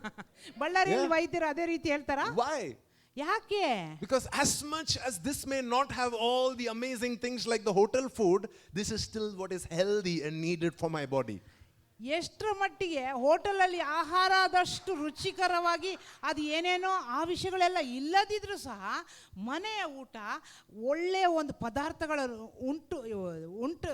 ಉಳ್ಳದಾಗಿ ನಮ್ಮ ಆರೋಗ್ಯಕ್ಕೆ, ನಮ್ಮ ಒಂದು ಸ್ವಾಸ್ಥ್ಯಕ್ಕೆ ಒಂದು ಒಳ್ಳೆಯದಾಗಿರುವಂಥದ್ದಾಗಿರ್ತದೆ. So we have to learn to honor what is being given to us in our house. Honor. Okay. ಅದಕ್ಕಾಗಿ ನಾವು ನನ್ನ ಮನೆಯಲ್ಲಿ ನನಗೆ ಬಡಿಸಲ್ಪಟ್ಟ ಊಟಕ್ಕೋಸ್ಕರ ನಾವು ಗೌರವವನ್ನು ನಾವು ಬೆಳೆಸ್ಕೊಳ್ಬೇಕು. We have to learn to celebrate the man, the woman that God has given us. ನಮಗೆ ಕೊಟ್ಟಿರುವಂಥ ಮನುಷ್ಯನನ್ನು ಸ್ತ್ರೀಯನ್ನು ನಾವು ಅವರನ್ನು ಆಚರಿಸಬೇಕು, ಹಬ್ಬ ತರ ಆಚರಿಸಬೇಕು. I told you yesterday how Jesus went into Nazareth, and because they disrespected Jesus, they couldn't receive from him. ನಾನು ನಿನ್ನೆ ಒಂದು ವಿಷಯವನ್ನು ಹೇಳಿದೆ. ನಾಜರೇತಿಗೆ ಹೋದಾಗ ಜನರು ಆತನನ್ನು ಗೌರವಿಸಲಿಲ್ಲ, ಅದಕ್ಕಾಗಿ they could not receive blessings from Jesus. ಅದಕ್ಕಾಗಿ ಯೇಸು ಕ್ರಿಸ್ತನಿಂದ ಅವರು ಹೆಚ್ಚಾದ ಆಶೀರ್ವಾದಗಳನ್ನು ಪಡೆದುಕೊಳ್ಳಿಕ್ಕೆ ಸಾಧ್ಯವಾಗಲಿಲ್ಲ. Do you know how they disrespected Jesus? ಯಾವ ರೀತಿ ಅವರು ಅಗೌರವವನ್ನು ಯೇಸು ಸ್ವಾಮಿಗೆ ಸಲ್ಲಿಸಿದ್ರು ಗೊತ್ತಾ? They did not call him any bad names. ಅವ್ರೇನು ಕೆಟ್ಟ ಮಾತು ಬೈಲಿಲ್ಲ ಅವ್ರಿಗೆ. They said, ಏನು ಹೇಳಿದ್ರು ಅಂದ್ರೆ ಅವರು, isn't this the carpenter's son? ಇದೆ ಅಲ್ಲ ಆ ಬಡಿಗನ ಮಗ, Now, is that a truth or a lie? ಅದು ಸುಳ್ಳ ಸತ್ಯನಾ? Please tell me. ಸುಳ್ಳ It's ಸತ್ಯನಾ? truth, no? ಆತನು ಕಟ್ಟಿಗೆ ಕೆಲಸ ಮಾಡುವಂತ ನಮ್ಮ ಮಗ, ಹೌದಾ ಅಲ್ವಾ? They were not speaking any lies. ಅವ್ರೇನ್ ಸುಳ್ಳು ಹೇಳ್ತಾ ಇರ್ಲಿಲ್ಲ. And still, the Bible says, because they became familiar with Jesus, they couldn't receive from him. ಆದ್ರೂ ಸಹ ಅವರು ಯೇಸು ಕ್ರಿಸ್ತನಿಂದ ಒಂಥರ ರೂಢಿ ಆಗ್ಬಿಟ್ಟು ಒಂಥರ ಫೆಮಿಲಿಯರ್, ಅವನು ನಮ್ಮವರೇ ಎಂಬುದಾಗಿ ಆ ಥರ ಅಂದ್ಕೊಂಡ್ರಲ್ಲ, ಅದಕ್ಕೋಸ್ಕರ ಅವರು ಆಶೀರ್ವಾದಗಳನ್ನು ಹೊಂದಿಕೊಳ್ಳಿಕ್ಕೆ ಸಾಧ್ಯವಾಗಲಿಲ್ಲ. I know Pastor Cherry. ನಂಗೆ ಗೊತ್ತಪ್ಪ pastor Cherry. Before he became a pastor only, I know him. ನಾನು ಪಾಸ್ಟರ್ ಅವರು ಆಗಕ್ಕಿಂತ ಮುಂಚೆ ನಂಗೆ ಗೊತ್ತಿದೆ. I used to beat him in football so many times. Football ಆಡುವಾಗ ಚೆನ್ನಾಗಿ ಸೋಲ್ಸ್ಬಿಡ್ತಿದ್ದೆ ಅವ್ರನ್ನ. I know him from when he was a child. He used to be such a mastikor. ಅವ್ರು ಮಗುವಾಗಿರುವಾಗಿಂದ ನನ್ಗೆ ಗೊತ್ತು, ಏನು ಚಾಷ್ಟೆ ಮಾಡ್ತಿದ್ರು ಗೊತ್ತಾ. We become familiar with the man of God. ಆತನ ಜೊತೆಗೆ ಇವರು ಸಾಧಾರಣ ಎಂಬುದಾಗಿ ನಾವು ಇವರೇ ಇಷ್ಟೇನಾ ಅಂತ ಆ ರೀತಿ ನಾವು ಅಂದ್ಕೊಳ್ತೇವೆ. We just want to bring them down to our level. ನಾವು ಅವರನ್ನು ನಮ್ಮ ಒಂದು ಮಟ್ಟಕ್ಕೆ ನಾವು ಇಳಿಸ್ಬೇಕಂತ ನಾವು ನೋಡ್ತೇವೆ. But the problem with being on the same level is that nothing can come to you from that person. ನೀವು ಅದೇ ಒಂದು ಹಂತಕ್ಕೆ ಆ ಮಟ್ಟಕ್ಕೆ ನೀವು ಆ ನಿಮ್ಮ ಸೇವಕರನ್ನ ಇಡುವುದಾದ್ರೆ ಆ ವ್ಯಕ್ತಿಯಿಂದ ನೀವು ಏನು ಪಡೆದುಕೊಳ್ಳಲಿಕ್ಕೆ ಸಾಧ್ಯವೇ ಇಲ್ಲ. Just imagine this to be a table. ಇದನ್ನು ಊಹೆ ಮಾಡಿ ಒಂದು ಟೇಬಲ್, ಮೇಜು ಎಂಬುದಾಗಿ. You are sitting here. ನೀವು ಇಲ್ಲಿ ಕುಳಿತಿದ್ದೀರಿ. And he is sitting here. And your pastor is sitting here. ನೀವು ಇಲ್ಲಿ ಕುಳಿತಿದ್ದೀರಿ, ನಿಮ್ಮ ಸಭಾಪಾಲಕರು ಇಲ್ಲಿ ಕುಳಿತಿದ್ದಾರೆ. If you are on the same level, ಇದೇ ಒಂದು ಮಟ್ಟದಲ್ಲಿ ನೀವು ಇರುವುದಾದ್ರೆ nothing will come to you. ನಿಮ್ಗೆ ಏನು ಸಿಗುವುದಿಲ್ಲ. But let's say that you elevate this person. ಒಂದು ವೇಳೆ ಹೇಳೋಣ ಅವ್ರನ್ನ ನೀವು ಉನ್ನತ ಸ್ಥಾನದಲ್ಲಿ ನೀವು ಇಡುವುದಾದ್ರೆ, then automatically whatever is here will begin to flow to you. Automatic ಆಗಿ ಇಲ್ಲಿರುವಂತ ಎಲ್ಲ ವಿಷಯಗಳು ಇಲ್ಲಿ ಹರಿದು ಬರ್ತವೆ. But our problem is we want to be a democratic country. Everybody is equal. All Indians are my brothers and sisters. Yeah. ನಮ್ಮ ಸಮಸ್ಯೆ ಏನಂದ್ರೆ democracy, ಎಲ್ಲರೂ ಸಮ ಎಂಬುದಾಗಿ, ಪ್ರಜಾಪ್ರಭುತ್ವ, ಅದು ಎಲ್ಲರೂ ಸಮಾನ ಎಂಬುದಾಗಿ ಆ ರೀತಿ ನಮ್ಗೆ ಇಷ್ಟ. I don't want to keep somebody above me. ನಾನು ಯಾರನ್ನೋ ನನ್ನ ಮೇಲೆ ಇಟ್ಕೊಳ್ಳಿಕ್ಕೆ ಬಯಸುವುದಿಲ್ಲ. Then you will still be like this. Nothing will come to you. ಇಲ್ಲೇ ಇದೇ ರೀತಿಯಲ್ಲಿ ಇರ್ತದೆ, ನಿಮ್ಗೆ ಯಾವುದು ನಿಮ್ಗೆ ಸಿಗೋದಿಲ್ಲ. No matter how much God gives your man of God, it will not come to you. ದೇವರು ಎಷ್ಟೇ ನಿನ್ನ ದೇವರ ಸೇವಕರಿಗೆ ಕೊಟ್ಟರು ಸಹ ಅದು ನಿನ್ನ ಬಳಿಗೆ ಬರೋದಿಲ್ಲ. But when you elevate that man of God, ಆದ್ರೆ ನೀವು ಆ ದೇವ ಮನುಷ್ಯನನ್ನು ನೀವು ಉನ್ನತ ಸ್ಥಾನದಲ್ಲಿ ಇಡುವುದಾದ್ರೆ, see, the Bible says when Jesus was sitting for dinner, everybody came and sat with him. ದೇವರ ವಾಕ್ಯ ಬೈಬಲ್ ಹೇಳ್ತದೆ, ಯೇಸು ಕ್ರಿಸ್ತನು ಊಟಕ್ಕೋಸ್ಕರ ಕುಳಿತುಕೊಂಡಿರುವಾಗ ಎಲ್ಲರೂ ಆತನ ಸಂಗಡ ಕುಳಿತುಕೊಂಡಿದ್ದರು. But there was a woman who came and sat at his feet. Amen. ಆದ್ರೆ ಒಬ್ಬ ಸ್ತ್ರೀ ಇದ್ಲು, ಆತನ ಪಾದದಲ್ಲಿ ಬಂದು ಕುಳಿತುಕೊಂಡ್ಲು. You know who received in that dinner? ಆ ಒಂದು ಔತಣದಲ್ಲಿ ಯಾರು ಪಡೆದುಕೊಂಡ್ರು ಗೊತ್ತಾ? That woman received more than all the people that were sitting with Jesus. ಆಮೇಲೆ ಆ ಸ್ತ್ರೀ ಆವತ್ತು ಅಲ್ಲಿ ಆತನ ಜೊತೆ ಕುಳಿತುಕೊಂಡವರು ಎಲ್ಲರಿಗಿಂತ ಹೆಚ್ಚಾದ ಆಶೀರ್ವಾದಗಳನ್ನು ಪಡೆದುಕೊಂಡಳು. Can I give you biblical example? You're saying that is Jesus. We are talking about pastors. ನೀವು ಹೇಳ್ಬೋದು ಅದು ಯೇಸು ಕ್ರಿಸ್ತನ ಕುರಿತಾಗಿ ನೀವು ಮಾತನಾಡ್ತಿದ್ರೆ, ಆದ್ರೆ ನಾವು ಸಭಾಪಾಲಕರು ಪಾಸ್ಟರ್ಗಳ ಕುರಿತಾಗಿ ಮಾತನಾಡ್ತಾ Can I teach you? ನಾನು ಬೋಧಿಸ್ಲಾ? You have the capacity? ನಿಮ್ಗೆ ಸಾಮರ್ಥ್ಯ ಇದೆಯಾ ಕೇಳಿಸ್ಕೊಳ್ಳಿಕ್ಕೆ? Only if you have the capacity, I will teach you a little more. ನಿಮಗೆ ಕೆಪಾಸಿಟಿ ಇರುವುದಾದ್ರೆ ಮಾತ್ರ ನಾನು ಹೇಳ್ಕೊಳ್ತೇನೆ, ಇನ್ನು ಸ್ವಲ್ಪ ಹೇಳ್ಕೊಡ್ತೇನೆ. Because this is very dangerous. ಯಾಕಂದ್ರೆ ಇದು ಬಹಳ ಅಪಾಯಕಾರವಾಗಿರುತ್ತದೆ. I don't know if you are ready to handle this. ಇದನ್ನು ನೀವು ಪಡೆದುಕೊಳ್ಳಿಕ್ಕೆ ಶಕ್ತರಾಗಿದ್ರೋ ಇಲ್ಲೋ ಗೊತ್ತಿಲ್ಲ. Let's see if you can handle this. ನೋಡೋಣ. Galatians chapter 4. ಗಲಾತ್ಯದವರಿಗೆ ಬರೆದ ಪತ್ರಿಕೆ 4ನೇ ಅಧ್ಯಾಯ verse 12. 12ನೇ ವಚನ. ಗಲಾತ್ಯದವರಿಗೆ ಬರೆದ ಪತ್ರಿಕೆ chapter 4 verse 12. 4ನೇ ಅಧ್ಯಾಯ 12ನೇ ವಚನ. He says, brothers, I entreat you to become as I am. ಸಹೋದರರೇ, ನಾನು ನಿಮ್ಮ ಹಾಗೆ ಆದದರಿಂದ ನೀವು ನನ್ನ ಹಾಗೆ ಆಗಬೇಕೆಂದು ನಿಮ್ಮನ್ನು ಬೇಡಿಕೊಳ್ಳುತ್ತೇನೆ. I also have become as you are, and you did me no wrong. ನಾನು ನಿಮ್ಮ ಹಾಗೆ ಆಗಿದ್ದೇನೆ, ನೀವು ನನಗೇನು ಅನ್ಯಾಯ ಮಾಡಲಿಲ್ಲ. And verse 13. Okay, now Apostle Paul, he's introducing how he first came to the church at Galatia. Let's read. It says, you know, it was because of a bodily ailment that I preached the gospel to you at first. ಪೌಲನ್ ಹೇಳ್ತಾ ಇದ್ದಾನೆ ಯಾವ ರೀತಿ ಗಲಾತ್ಯಕ್ಕೆ ಬಂದಿದ್ರು ಅಂತ ಹೇಳುವಾಗ ಈ ವಚನ ನಾವು ನೋಡಿಕೊಳ್ಳೋಣ. 13ನೇ ವಚನ, ನನ್ನ ಶರೀರಕ್ಕೆ ಅಸೌಖ್ಯವಿದ್ದದರಿಂದ ನಾನು ನಿಮ್ಮಲ್ಲಿದ್ದು ಮೊದಲನೇ ಸರ್ತಿ ನಿಮಗೆ ಸುವಾರ್ತೆ ಸಾರಿದ್ದನ್ನು ನೀವು ಬಲ್ಲಿರಿ. So in other words, Apostle Paul was not planning to come to this place. ಇನ್ನೊಂದು ರೀತಿ ಹೇಳಬೇಕಾದ್ರೆ ಅಪೊಸ್ತಲನಾದ ಪೌಲನು ಈ ಸ್ಥಳಕ್ಕೆ ಬರಬೇಕಂತ ಇಚ್ಛಿಸಲಿಲ್ಲ. But when he was going from Bangalore to Mumbai, when he reached Bellary, he fell sick. ಯಾವ ರೀತಿ ಅಂದರೆ ಬೆಂಗಳೂರಿಂದ ಮುಂಬೈಗೆ ಹೋಗುವಾಗ ದಾರಿಯಲ್ಲಿ ಬಳ್ಳಾರಿ ಬಂತು. ಅಲ್ಲಿ ಬಳ್ಳಾರಿ ಸೇರಿದ ಮೇಲೆ ಆತನಿಗೆ ಅನಾರೋಗ್ಯ ಉಂಟಾಯಿತು, ಅಸೌಖ್ಯವಾಯಿತು.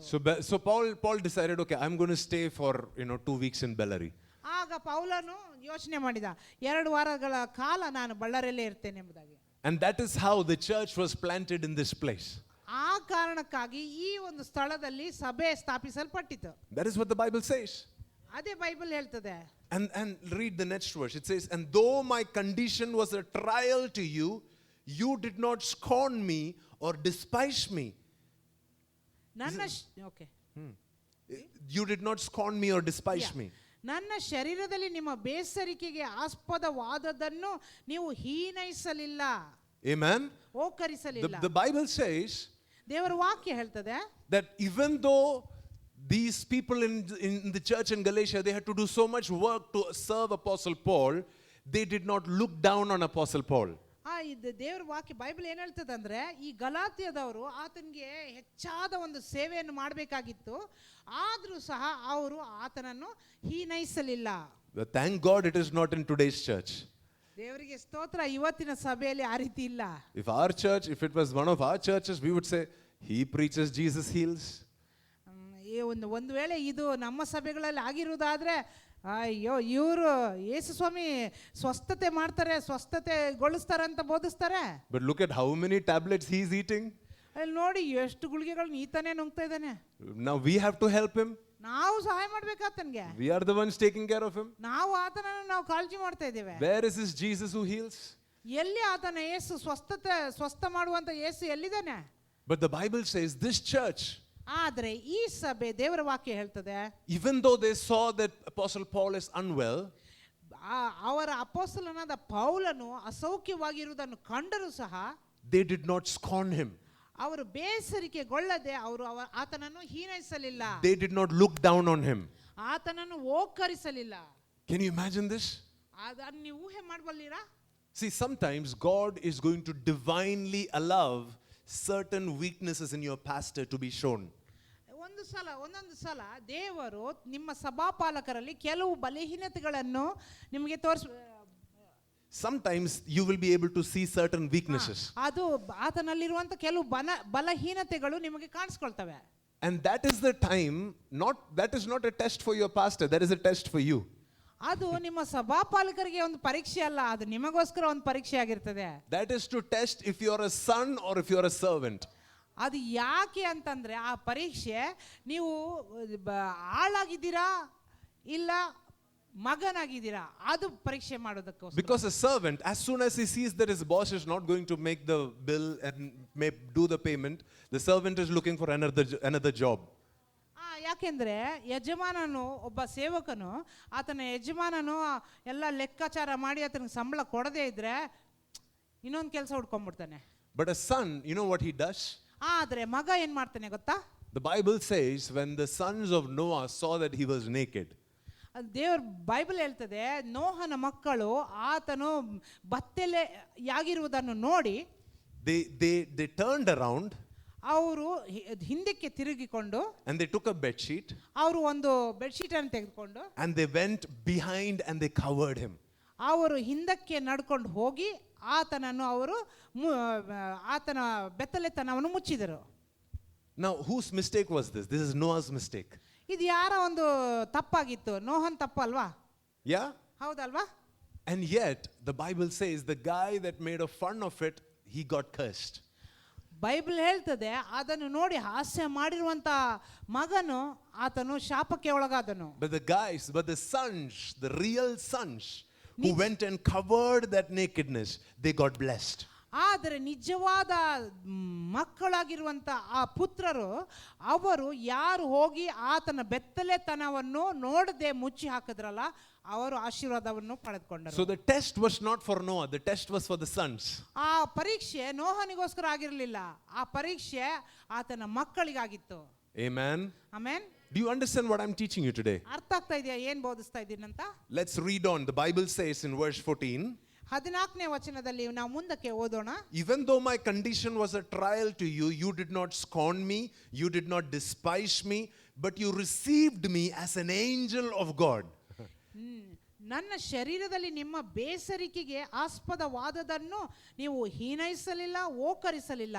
ನನ್ನನ್ನು ದೇವದೂತನಂತೆ ಕ್ರಿಸ್ತ ಯೇಸುವಿನಂತೆ ಸೇರಿಸಿಕೊಂಡಿರಿ. Amen. Amen. How did he receive Paul? ಯಾವ ರೀತಿ ಪೌಲನನ್ನು ಸ್ವೀಕಾರ ಮಾಡಿದ್ರು?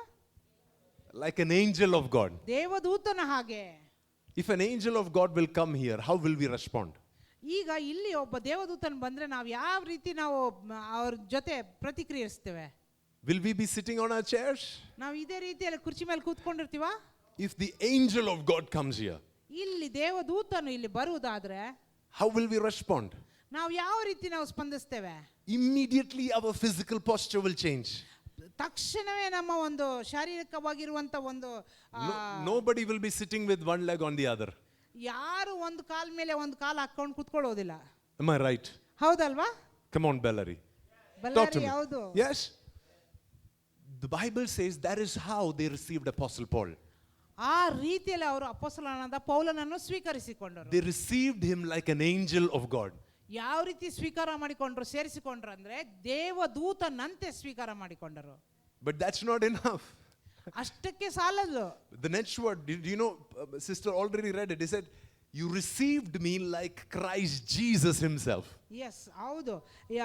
ಅವರು ಬರೀ ದೇವದೂತನಂತೆ ಅಲ್ಲ, ಕ್ರಿಸ್ತ ಯೇಸುವಿನಂತೆ ಸೇರಿಸಿಕೊಂಡಿರಿ. Okay, forget about angel of God. If Jesus comes into this church today, ದೇವದೂತನನ್ನು ಮರ್ತೋಗಿ ಈ ಸಭೆಯೊಳಕ್ಕೆ ಯೇಸು ಸ್ವಾಮಿ ನಡ್ಕೊಂಡು ಬಂದ್ರೆ how will you celebrate? ಯಾವ ರೀತಿ ನೀವು ಆಚರಿಸ್ತೀರದ್ನ? Come on, talk to me. ಮಾತಾಡಿ. Do you want Jesus to come here? ಯೇಸು ಸ್ವಾಮಿ ಒಳಗಡೆ ಬರ್ಲಿಕ್ಕೆ ಇಷ್ಟಪಡ್ತೀರಾ? Do you want Jesus to visit you? ಬರ್ಬೇಕಾ ಯೇಸು ಕ್ರಿಸ್ತನಲ್ಲಿ? But tell me, how are you going to respond when Jesus comes? ಯೇಸು ಕ್ರಿಸ್ತನ ಒಳಗಡೆ ಬರುವುದಾದ್ರೆ ನೀವು ಯಾವ ರೀತಿ ನೀವು ಸ್ಪಂದಿಸ್ತೀರಿ? ಯಾವ ರೀತಿ ಪ್ರತಿಕ್ರಿಯೆ ನೀಡ್ತೀರಿ? Will you stand up? ನೀವು ನಿಂತ್ಕೊಳ್ತೀರಾ? Will you clap? ನೀವು ಚಪ್ಪಾಳೆ ತಟ್ತೀರಾ? Will you shout? ನೀವು ಕೂಗಾಡ್ತೀರಾ? Will you scream? Will you celebrate Jesus when he comes? ನೀವು ಯೇಸು ಕ್ರಿಸ್ತನನ್ನು ಆಚರಿಸ್ತೀರಾ ಆತನ ಇಲ್ಲಿ ಬರುವುದಾದ್ರೆ? Apostle Paul says, ಅಪೊಸ್ತಲನಾದ ಪೌಲನು ಹೇಳ್ತಾನೆ, this church, they received me, their spiritual father, the way that they would receive Jesus. ಅಪೊಸ್ತಲನಾದ ಪೌಲನು ಏನ್ ಹೇಳ್ತಾ ಇದ್ದಾನಂದ್ರೆ, ಈ ಸಭೆ ಆತನನ್ನು ಯಾವ ರೀತಿ ಸೇರಿಸಿಕೊಂಡ್ರು ಅಂದ್ರೆ ಯೇಸು ಕ್ರಿಸ್ತನನ್ನು ಯಾವ ರೀತಿ ಸೇರಿಸಿಕೊಳ್ತಾರಲ್ಲ ಆ ರೀತಿಯಲ್ಲಿ ಸೇರಿಸಿಕೊಂಡ್ರು ಎಂಬುದಾಗಿ ಹೇಳ್ತಾರೆ. They did not worship Paul. Please understand, they did not worship Apostle Paul. ಅವರು ಪೌಲನನ್ನು ಆರಾಧಿಸಲಿಲ್ಲ, but they celebrated and received Apostle Paul like this. ಆದರೆ ಸೇರಿಸಿಕೊಂಡು ಯೇಸು ಅಪೊಸ್ತಲನಾದ ಪೌಲನನ್ನು ಆಚರಿಸಿದ್ರು. Amen. Amen. Read the next line. ಬರುವಂತ ಮುಂದಿನ ಸಾಲನ್ನು ನಾವು ಓದಿಕೊಳ್ಳೋಣ. What then has become of your blessedness? For I testify to you that if possible you would have gouged out your eyes and given them to me. Amen. ಆ ಶುಭವು ಎಲ್ಲಿ ಹೋಯ್ತು? ಸಾಧ್ಯವಾಗಿದ್ದರೆ ನಿಮ್ಮ ಕಣ್ಣುಗಳನ್ನಾದರೂ ಕಿತ್ತು ನನಗೆ ಕೊಡುತ್ತಿದ್ದೀರೆಂದು ನಿಮ್ಮನ್ನು ಕುರಿತು ಸಾಕ್ಷಿ ಹೇಳುತ್ತೇನೆ. Here we can't even put a 10 rupee offering. Apostle Paul says, if you could have, you would have given me your eyes. ಅಪೊಸ್ತಲನಾದ ಪೌಲನು ಹೇಳ್ತಾ ಇದ್ದಾನೆ, ನಿಮ್ಗೆ ಇದು ಆಗ್ಲಿಲ್ಲ ಅಂತಂದ್ರೆ ಕಣ್ಣುಗಳನ್ನಾದ್ರೂ ಕಿತ್ಕೊಂಡು ಕೊಟ್ಬಿಡ್ತಿದ್ರಿ ನನಗೆ. Do you understand the level of submission this church had to Apostle Paul?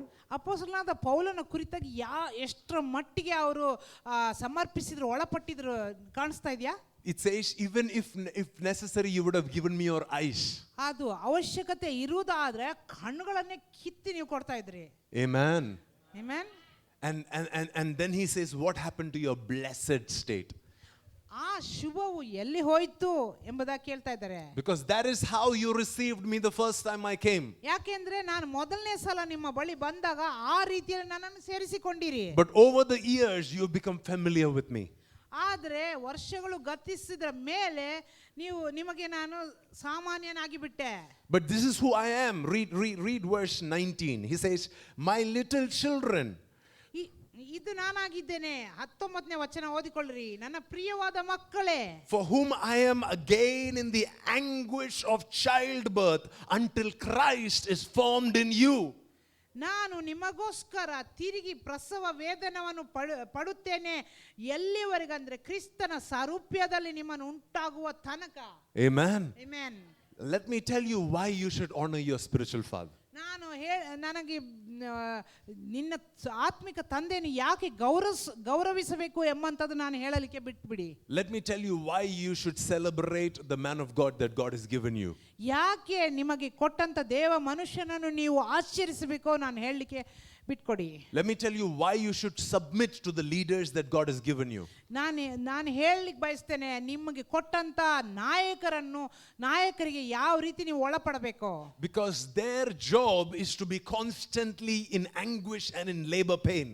ಯಾಕೆಂದ್ರೆ ಅವರ ಕೆಲಸ ಏನಂದ್ರೆ ನಿಮ್ಮ ನಿಮಿತ್ತವಾಗಿ ಪ್ರಸವ ವೇದನೆಯನ್ನು ಪಡೆಯುವುದು.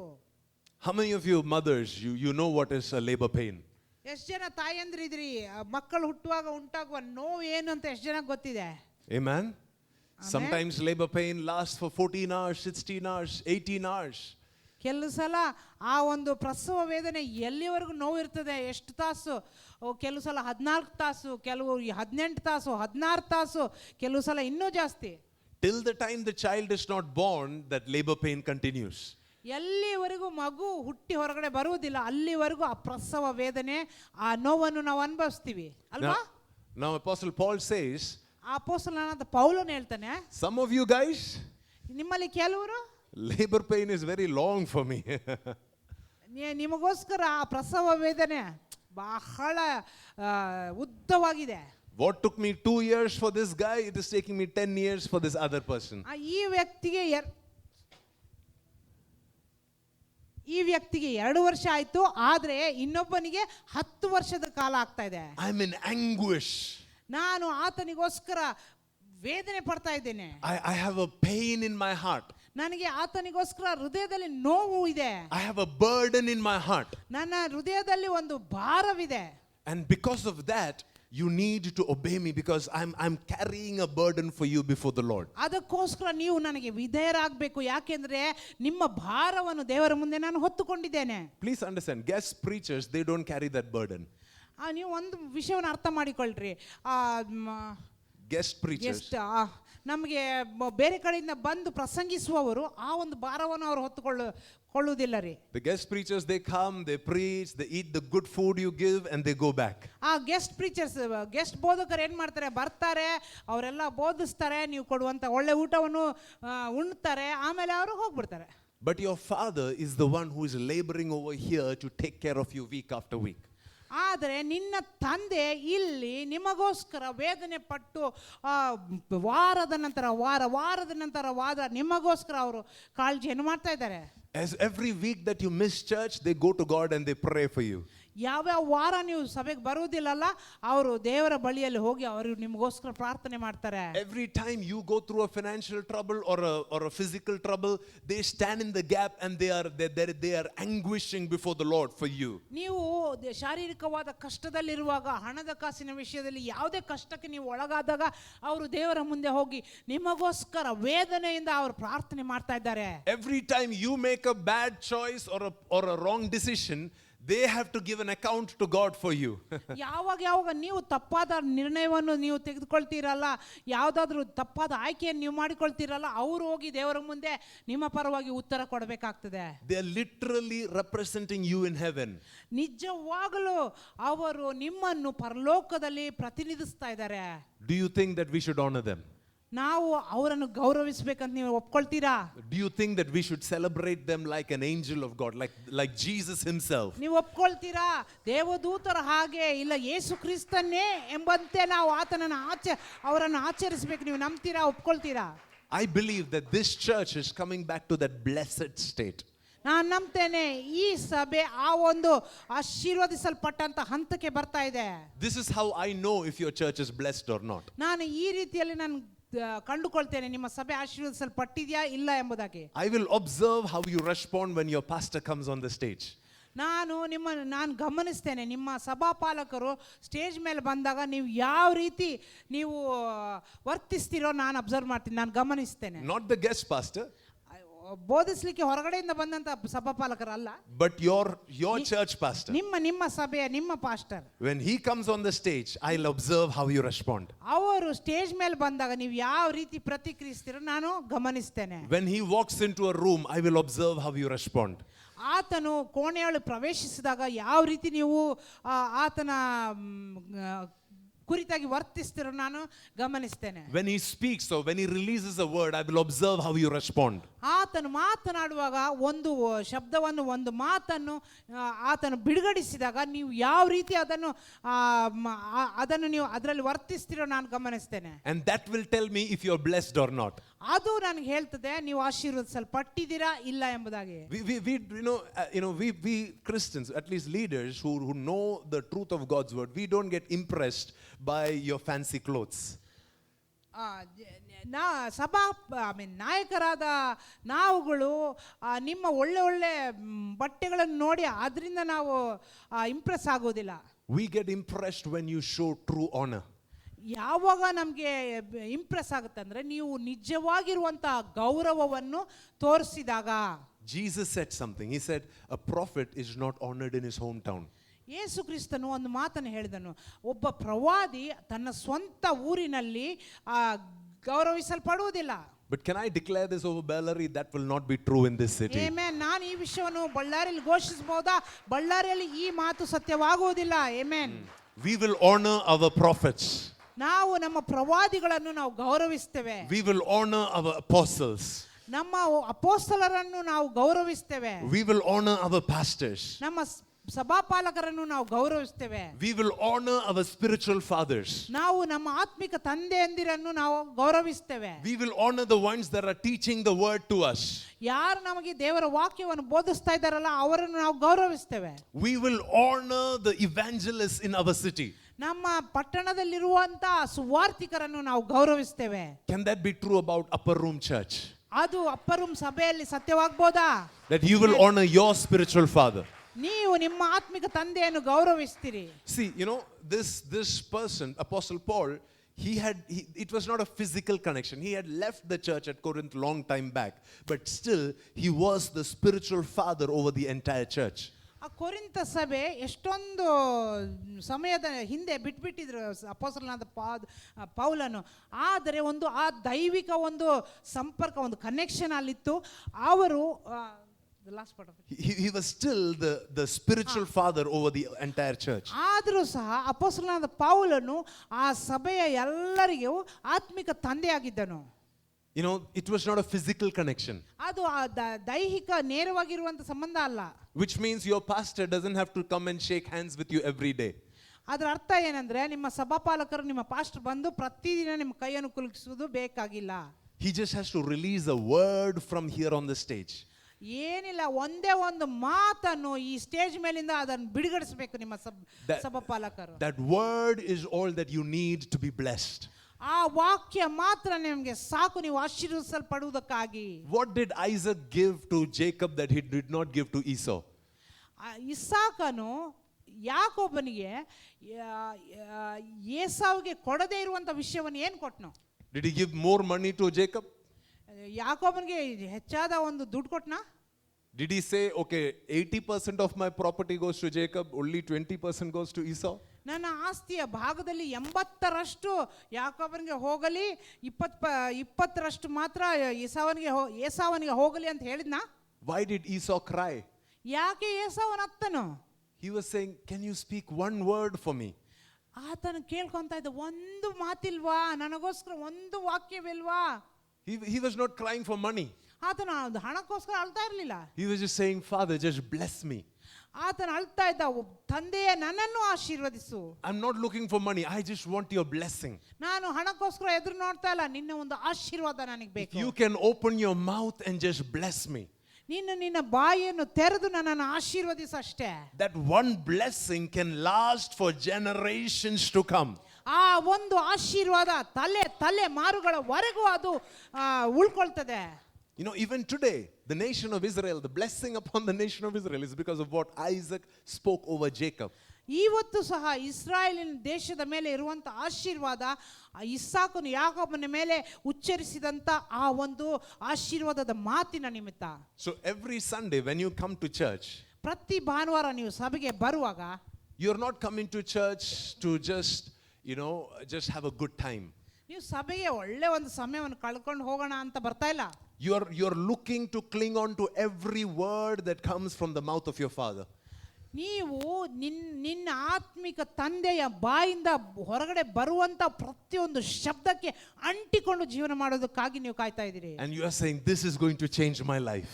ನೀವು ಹೇಳ್ತಾ ಇದ್ದೀರಿ, ಇದು ನನ್ನ ಜೀವನವನ್ನು ಬದಲಾಯಿಸ್ತದೆ. This is going to change my church. ಇದು ನನ್ನ ಸಭೆಯನ್ನು ಬದಲಾಯಿಸ್ತದೆ ಎಂಬುದಾಗಿ. This is going to change my children. ಇದು ನನ್ನ ಮಕ್ಕಳನ್ನು ಬದಲಾಯಿಸ್ತದೆ ಎಂಬುದಾಗಿ. I don't care if my pastor doesn't even know my name. All I need is one word of blessing from him. ನನ್ನ ಸಭಾಪಾಲಕನಿಗೆ ನನ್ನ ಹೆಸರು ಗೊತ್ತಿಲ್ಲದಿದ್ರೂ ಸಹ ಪರವಾಗಿಲ್ಲ, ಆದ್ರೆ ಆತನ ಬಾಯಿಂದ ಬರುವಂತ ಒಂದು ಆಶೀರ್ವಾದದ ಮಾತು ನನಗೆ ಸಾಕು. And I'm going to be transformed. And I'm going to be changed. ನಾನು ರೂಪಾಂತರಗೊಳ್ಳುತ್ತೇನೆ, ನಾನು ಬದಲಾಗ್ತೇನೆ. Hallelujah. Hallelujah. Can I finish with the last 2 verses? ನಾನು 2 ಕಡೆ ವಚನಗಳಿಂದ ಮುಕ್ತಾಯ ಮಾಡಲಾ? I don't know if we have time for Q&A today, but I just felt that this is very important for me to teach you. ನನಗೆ ಪ್ರಶ್ನೆ ಉತ್ತರಗಳಿಗೆ ಸಮಯ ಇದೆಯೋ ಗೊತ್ತಿಲ್ಲ, ಆದರೂ ನನಗೆ ಅನಿಸ್ತು ಬಲವಾಗಿ ಇದರ ಕುರಿತಾಗಿ ನಾನು ಮಾತನಾಡಬೇಕು. That is why I took some extra time to teach. Is that okay? ಅದಕ್ಕಾಗಿ ನಾನು ಹೆಚ್ಚಿನ ಸಮಯವನ್ನು ತೆಗೆದುಕೊಂಡೆ ಬೋಧಿಸುವುದಕ್ಕಾಗಿ. Hebrews chapter 13 and verse 7. ಇಬ್ರಿಯರಿಗೆ ಬರೆದ ಪತ್ರಿಕೆ chapter 13 verse 7. 13ನೇ ಅಧ್ಯಾಯ 7ನೇ ವಚನ. The Bible says, remember your leaders, those who spoke to you the word of God. Consider the outcome of their life and imitate their faith. Amen. ನಿಮ್ಮ ಸಭಾನಾಯಕರನ್ನು ಜ್ಞಾಪಕ ಮಾಡಿಕೊಳ್ಳಿರಿ, ಅವರು ಯಾವ ರೀತಿಯಿಂದ ನಡೆದುಕೊಂಡು ಪ್ರಾಣ ಬಿಟ್ಟರೆಂಬುದನ್ನು ಆಲೋಚಿಸಿರಿ, ಅವರ ನಂಬಿಕೆಯನ್ನು ಅನುಸರಿಸಿರಿ. Amen. Amen. Can I read one more verse? ಇನ್ನೊಂದು ವಾಕ್ಯ ಓದಬಹುದಾ? Is it very simple? All of you understood? ಅರ್ಥ ಆಯ್ತಾ ಇದೆಲ್ಲ? What does it say? Consider their life. ಅವರು ಯಾವ ರೀತಿ ನಡೆದುಕೊಂಡ್ರೋ ಅದನ್ನು ನೀವು ನೆನಪು ಮಾಡಿಕೊಳ್ಳಿರಿ, ಆಲೋಚಿಸಿರಿ. And imitate their faith. ಹಾಗೂ ಅವರ ನಂಬಿಕೆಯನ್ನು ಅನುಸರಿಸಿರಿ. And remember your leaders. ಹಾಗೂ ನಿಮ್ಮ ಸಭಾನಾಯಕರನ್ನು ಜ್ಞಾಪಕ ಮಾಡಿಕೊಳ್ಳಿರಿ. Verse 17. 17ನೇ ವಚನ. Obey your leaders and submit to them, for they are keeping watch over your souls. As those who will have to give an account, let them do this with joy and not with groaning, for that would be of no advantage to you. ನಿಮ್ಮ ಸಭಾನಾಯಕರ ಮಾತನ್ನು ಕೇಳಿರಿ, ಅವರಿಗೆ ಅಧೀನರಾಗಿರಿ. Yes. ಅವರು ಲೆಕ್ಕ ಒಪ್ಪಿಸಬೇಕಾದವರಾಗಿ ನಿಮ್ಮ ಆತ್ಮಗಳನ್ನು ಕಾಯುವವರಾಗಿದ್ದಾರೆ. ಅವರು ವ್ಯಸನ ಪಡದೆ ಸಂತೋಷದಿಂದ ಇದನ್ನು ಮಾಡುವಂತೆ ನೋಡಿರಿ. ಅವರು ವ್ಯಸನದಿಂದಿರುವುದು ನಿಮಗೆ ಪ್ರಯೋಜನಕರವಾದದ್ದಲ್ಲ. Amen. Amen. Which means if you make your pastor cry, ಅದರ ಅರ್ಥ ಏನಂದ್ರೆ ನಿಮ್ಮ ಪಾಸ್ಟರನ್ನು ನೀವು ಅಳಿಸಿಬಿಟ್ರೆ then it will not be of advantage to you. ನಿಮಗೆ ಅದು ಪ್ರಯೋಜನಕರವಾಗಿರುವುದಿಲ್ಲ. How can you do? How should you and I live? How should our relationship be? It says, consider them, obey them, and submit to them. ಯಾವ ರೀತಿ ನಮ್ಮ ಸಂಬಂಧ ನಮ್ಮ ಸಭಾಪಾಲಕರ ಜೊತೆ ಇರಬೇಕಂದ್ರೆ ಅವರಿಗೆ ಅಧೀನರಾಗಿ and obey them. ಅವರಿಗೆ ವಿಧೇಯರಾಗಿ ಹಾಗೂ And then the Bible says, give them reason to do their job with joy. ಅವರಿಗೆ ಅವರ ಕೆಲಸವನ್ನು ಸಂತೋಷದಿಂದ ಮಾಡುವುದಕ್ಕೆ ನೀವು ಅನುಮತಿಸಿರಿ. So when they come to preach in church, they should be able to do it without any extra burden. ಯಾಕೆಂದ್ರೆ ಅವರು ಸಭೆಗೆ ಬಂದಾಗ ಅವರು ಎಲ್ಲ ಬೇರೆ ಭಾರ ಇರದ ಹಾಗೆ ಅವರು ಬರಬೇಕು. Amen. Amen. And if you can bring joy to your leaders, ನೀವು ನಿಮ್ಮ ಸಭಾಪಾಲಕರಿಗೆ ನಿಮ್ಮ ಸಭಾನಾಯಕರಿಗೆ ಸಂತೋಷವನ್ನು ಉಂಟು ಮಾಡುವುದಾದರೆ, if you can bring happiness to your pastors, ನೀವು ಅವರು ಆನಂದ ಪಡುವಂತೆ ಮಾಡಿದ್ರೆ, if you can be the reason for them to be so excited to preach a word on Sunday, ನೀವು ಅವರು ಉತ್ಸುಕತೆಯಿಂದ ದೇವರ ವಾಕ್ಯವನ್ನು ಪ್ರತಿ ಭಾನುವಾರ ಬೋಧಿಸಲಿಕ್ಕೆ ಕಾರಣರಾಗಿರುವುದಾದರೆ, you have to decide from your house. I don't care if anybody says an amen or not, I'm going to be the one screaming ನೀವು amen. ಮನೆಯಲ್ಲೇ ಯೋಚನೆ ಮಾಡ್ಕೊಂಡ್ ಬರಬೇಕು. ಸಭೆಗೆ ಬಂದಾಗ ನಾ ಯಾರು ಆಮೇನ್ ಎಂಬುದಾಗಿ ಹೇಳ್ತಾರೋ ಇಲ್ಲ ಗೊತ್ತಿಲ್ಲ, ನಾನಂತೂ ಆಮೇನ್ ಎಂಬುದಾಗಿ ಜೋರಾಗಿ ಕಿರ್ಚ್ಕೊಂಡು ಹೇಳ್ತೇನೆ ಎಂಬುದಾಗಿ. I will respond to everything my father speaks. ನನ್ನ ತಂದೆ ಮಾತನಾಡುವಂತ ಪ್ರತಿಯೊಂದು ಮಾತಿಗೆ ನಾನು ಪ್ರತಿಕ್ರಿಯೆ ನೀಡ್ತೀನಿ. I will receive it. ನಾನು ಅದನ್ನು ಸ್ವೀಕರಿಸಿಕೊಳ್ತೇನೆ. I will jump. ನಾನು ಪಡೆದುಕೊಳ್ತೇನೆ. ನಾನು I will shout. ನಾನು ಕೂಗಾಡ್ತೇನೆ. I will respond like Jesus himself is standing on the stage and speaking to me. ನಾನು ಯಾವ ರೀತಿ ನಾನು ಪ್ರತಿಕ್ರಿಯೆ ನೀಡ್ತೀನಿ ಅಂದ್ರೆ, ಯೇಸು ಕ್ರಿಸ್ತನು ತಾನೇ ಸ್ಟೇಜ್ ಮೇಲೆ ನಿಂತ್ಕೊಂಡು ವಾಕ್ಯವನ್ನು ನನಗೆ ಕಲಿಸಿಕೊಡ್ತಾ ಇದ್ದಾರೋ ಎಂಬಂತೆ ನಾನು ಮಾಡ್ತೇನೆ. I will respond like an angel has come from heaven to give me a word. ನಾನು ಯಾವ ರೀತಿ ಪ್ರತಿಕ್ರಿಯಿಸ್ತೇನೆ ಅಂದ್ರೆ, ಪರಲೋಕದಿಂದ ಈ ದೇವದೂತ ತಾನೇ ಇಳಿದು ಬಂದು ನನಗೋಸ್ಕರ ಮಾತನ್ನು ಬಿಡುಗಡಿಸಿದಾನೋ ಎಂಬಂತೆ. You know, whenever an angel came in the Bible, the first response, the first thing they said is, don't be afraid. Bible ಅಲ್ಲಿ ದೇವದೂತನ ಯಾವಾಗ ಇಳಿದು ಬಂದನಲ್ಲ, ಆವಾಗ ಮೊದಲನೇದಾಗಿ ಹೇಳುವ ಮಾತಂದ್ರೆ ಭಯಪಡಬೇಡ. Because naturally there was a fear of God in the hearts of people who saw angels. ಯಾಕೆಂದ್ರೆ ಸ್ವಾಭಾವಿಕವಾಗಿ ದೇವದೂತರನ್ನು ಕಂಡಂತೆ ದೇವ ಜನರ ಹೃದಯದಲ್ಲಿ ಒಂದು ಭಯ ಉಂಟಾಗ್ತಾ ಇತ್ತು. So when your father comes on the stage, there has to be a fear of God in your heart. ನಿಮ್ಮ ತಂದೆ ಸ್ಟೇಜ್ ಮೇಲೆ ಬಂದಾಗ ದೇವರ ಭಯ ನಿಮ್ಮ ಹೃದಯದಲ್ಲಿ ಇರಬೇಕು. What is God going to speak to me today? ಇವತ್ತು ನನ್ನ ದೇವರು ನನ್ನ ಜೊತೆಗೆ ಏನ್ ಮಾತನಾಡ್ತಾ ಇದ್ದಾರೆ? What is the Lord going to change in my life today? ದೇವರು ನನ್ನ ಜೀವಿತದಲ್ಲಿ ಏನ್ ಬದಲಾಯಿಸಲಿಕ್ಕಿದ್ದಾರೆ ಇವತ್ತು? If that kind of a submission and that kind of a blessedness can be seen in this church, ಆ ತರ ಇರುವಂತ ಒಂದು ತಗ್ಗಿಸುವಿಕೆ, ಆ ಒಂದು ಆಶೀರ್ವಾದದಾಯಕವಾಗಿರುವಂತ ಒಂದು ಸ್ಥಿತಿ ನಮ್ಮ ಸಭೆಯಲ್ಲಿ ನೋಡುವುದಾದ್ರೆ, then it is just a matter of time before Jesus decides to visit this church. ಆಗ ಆ ಪರಿಸ್ಥಿತಿಯಲ್ಲಿ ಇರುವಂತ ಸಭೆಗೆ ಸ್ವಲ್ಪ ಸಮಯ ಉಳಿದಿದೆ. ಯೇಸು ಕ್ರಿಸ್ತನು ತಾನೇ ಬರುವಂತದ್ದು ಬಹಳ ಸಮೀಪವಾಗಿದೆ ಎಂಬಂತ ಅರ್ಥ. There's something that you can do to bring and usher the presence of God, and that is the culture of honor. ನೀವು ಆತನ ಪ್ರಸನ್ನತೆಯನ್ನು ಬರಮಾಡುವುದಕ್ಕೆ ಇದು ಒಂದು ಸಂಪ್ರದಾಯ, ಗೌರವವೆಂಬಂತ ಸಂಪ್ರದಾಯ. When we have a culture of honor, ನಾವು ಗೌರವಿಸುವಂತ ಸಂಪ್ರದಾಯವನ್ನು ನಾವು ಇಟ್ಕೊಳ್ಬೇಕು. if there can be a restoration between sons and fathers in this church, ಈ ಸಭೆಯಲ್ಲಿ ಪುತ್ರರಿಗೂ ಹಾಗೂ ತಂದೆಯಂದಿರಿಗೆ ಒಂದು ಪುನಃಸ್ಥಾಪನೆ ಆಗುವುದಾದ್ರೆ, then the prophetic mantle of Elijah has come. ಆಗ ಎಲೀಯನ ಒಂದು ಪ್ರವಾದಿಕವಾದ ಒಂದು ಹೊದಿಕೆ ಈ ಸಭೆ ಮೇಲೆ ಬಂದದೆ. Then it is time for Jesus to come into this church. ಆಗ ಈ ಸಭೆಯೊಳಗೆ ಯೇಸು ಕ್ರಿಸ್ತನು ಪ್ರವಾದಿಸಲಿಕ್ಕೆ ಸಮಯವಾಗಿದೆ. Then it is time for Jesus to visit this church. ಆಗ ಯೇಸು ಕ್ರಿಸ್ತನು ಈ ಸಭೆಯನ್ನು ದರ್ಶಿಸುವಂತ ಸಮಯ ಬಹಳ ಹತ್ತಿರವಾಗಿದೆ. What God is looking for is not an organization. ಯೇಸು ಕ್ರಿಸ್ತನು ಒಂದು ಆರ್ಗನೈಸೇಷನ್ಗೋಸ್ಕರ ಎದುರು ನೋಡ್ತಾ ಇಲ್ಲ. God is looking for a family. ಯೇಸು ಕ್ರಿಸ್ತನು ಒಂದು ಕುಟುಂಬಕ್ಕೋಸ್ಕರ ಎದುರು ನೋಡ್ತಾ ಇದ್ದಾರೆ. God is looking for fathers and sons. ದೇವರು ತಂದೆಯಂದಿರನ್ನು ಮಕ್ಕಳನ್ನು ಎದುರು ನೋಡ್ತಾ ಇದ್ದಾರೆ. Can he find it in upper room? ಆತನು ಅಪ್ಪರ್ ರೂಮಲ್ಲಿ ಅದನ್ನು ಕಾಣಬಹುದಾ? You know, again, like I told you, it has to become your revelation. ನಾನು ಮೊದಲೇ ಹೇಳಿರುವ ಪ್ರಕಾರ ಅದು ನಿಮ್ಮ ಪ್ರಕಟಣೆ ಆಗಿರಬೇಕು. Because once you have a revelation, you will not change. ಯಾಕೆಂದ್ರೆ ಒಂದು ಸಲ ನೀವು ಆ ಪ್ರಕಟಣೆಯನ್ನು ಹೊಂದಿಕೊಂಡರೆ ನೀವು ಬದಲಾಗುವುದಿಲ್ಲ. Because flesh and blood did not reveal this to you. ಯಾಕೆಂದ್ರೆ ಮಾಂಸ ಶರೀರವು ಇದನ್ನು ನಿಮಗೆ ತಿಳಿಯ ಮಾಡಿಲ್ಲ. It has to come from your Father in heaven. ನಿಮ್ಮ ತಂದೆ ಪರಲೋಕದಲ್ಲಿರುವಂತ ತಂದೆಯಿಂದ ಇದು ಬಂದದೆ. Once it comes as a revelation to you, ನಿಮಗೆ ಅದು ಪ್ರಕಟಣೆಯಾಗಿ ಬರುವಾಗ, then nobody can convince you otherwise. ಯಾರು ನಿಮ್ಮನ್ನು ಈ ರೀತಿ ಅಲ್ಲ ಎಂಬುದಾಗಿ ನಿಮ್ಮನ್ನು ಒತ್ತಾಯ ಮಾಡಿ ಹೇಳ್ಕೊಳ್ಳಿಕ್ಕೆ ಆಗೋದೇ ಇಲ್ಲ. Then nobody can impress you more. ಮತ್ತೆ ಯಾರು ನಿಮ್ಮನ್ನು ಹೆಚ್ಚಾದ ರೀತಿಯಲ್ಲಿ ಒತ್ತಾಯ ಮಾಡ್ಲಿಕ್ಕೆ ಆಗೋದಿಲ್ಲ. You will be totally and completely committed to that one revelation. ನೀವು ಸಂಪೂರ್ಣವಾಗಿ ಆ ಒಂದೇ ಒಂದು ಪ್ರಕಟಣೆಗೆ ನೀವು ಒಳಪಟ್ಟಿರುತ್ತೀರಿ. So can I quickly pray for you? ಬೇಗನೆ ನಿಮಗೋಸ್ಕರ ಪ್ರಾರ್ಥನೆ ಮಾಡ್ಬೋದಾ? And in this prayer, I'm hoping that you will have a revelation from this word that I preached to you. ಈ ಪ್ರಾರ್ಥನೆ ಮುಖಾಂತರ ನಾನು ನಂಬ್ತಾ ಇದ್ದೇನೆ, ನಿರೀಕ್ಷೆ ಇಟ್ಕೊಂಡಿದ್ದೇನೆ, ನೀವು ಆ ಪ್ರಕಟಣೆ ನೀವು ಹೊಂದಿಕೊಂಡಿದ್ದೀರಿ ಎಂಬುದಾಗಿ.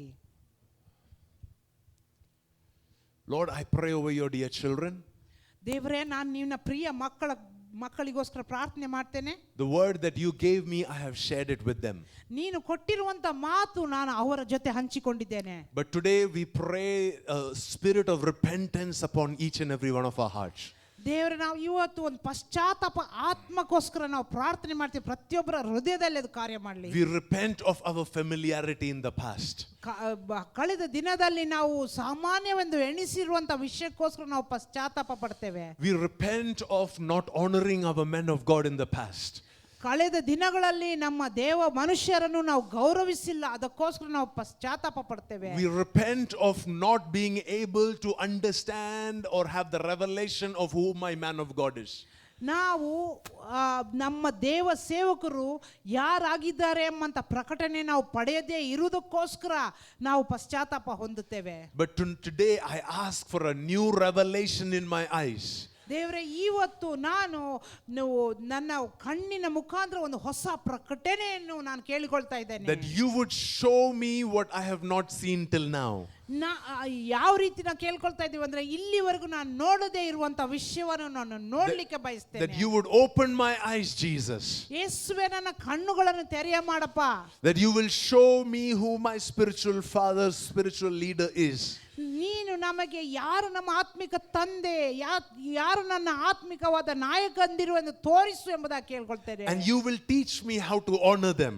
ಹಾಗೂ ನನಗೆ ನೀನು ಕಲಿಸಿಕೊಡ್ತೀಯ ಅವರನ್ನು ಯಾವ ರೀತಿ ಗೌರವಿಸಬೇಕೆಂಬುದಾಗಿ. You will teach me how to take them seriously. ಅವರನ್ನು ಗಂಭೀರವಾಗಿ ಯಾವ ರೀತಿ ತೆಗೆದುಕೊಳ್ಳಬೇಕು ಅದನ್ನು ಯೇಸುವೇ ನನಗೆ ಕಲಿಸಿಕೊಡು. Restore me to the blessed state that I began in. ನಾನು ಪ್ರಾರಂಭಿಸಿರುವಂತ ಆ ಶುಭದ ಒಂದು ಪರಿಸ್ಥಿತಿಗೆ ನನ್ನನ್ನು ಪುನಃಸ್ಥಾಪಿಸು. Restore the honor and the love in my heart. ನನ್ನ ಹೃದಯದಲ್ಲಿರುವಂತ ಆ ಪ್ರೀತಿಯನ್ನು ಗೌರವವನ್ನು ಪುನಃಸ್ಥಾಪಿಸು ದೇವರೇ. Lord, help me to elevate my man of God so I can receive from him or her. ದೇವರೇ, ನನಗೆ ಸಹಾಯ ಮಾಡು. ನನಗೆ ನೀನು ಕೊಟ್ಟಿರುವಂತ ದೇವ ಮನುಷ್ಯನನ್ನು ಉನ್ನತದಲ್ಲಿ ನಾನು ಇಟ್ಟುಕೊಳ್ಳುವುದಕ್ಕಾಗಿ ಸಹಾಯ ಮಾಡು. ಆಗ ನಾನು ಆತನಿಂದ ನಾನು ಸ್ವೀಕರಿಸಬಹುದು, ಪಡೆದುಕೊಳ್ಬಹುದು. Daddy, I pray over each and every one of your children. We pray that today there will be a newness that will be released in their spirits.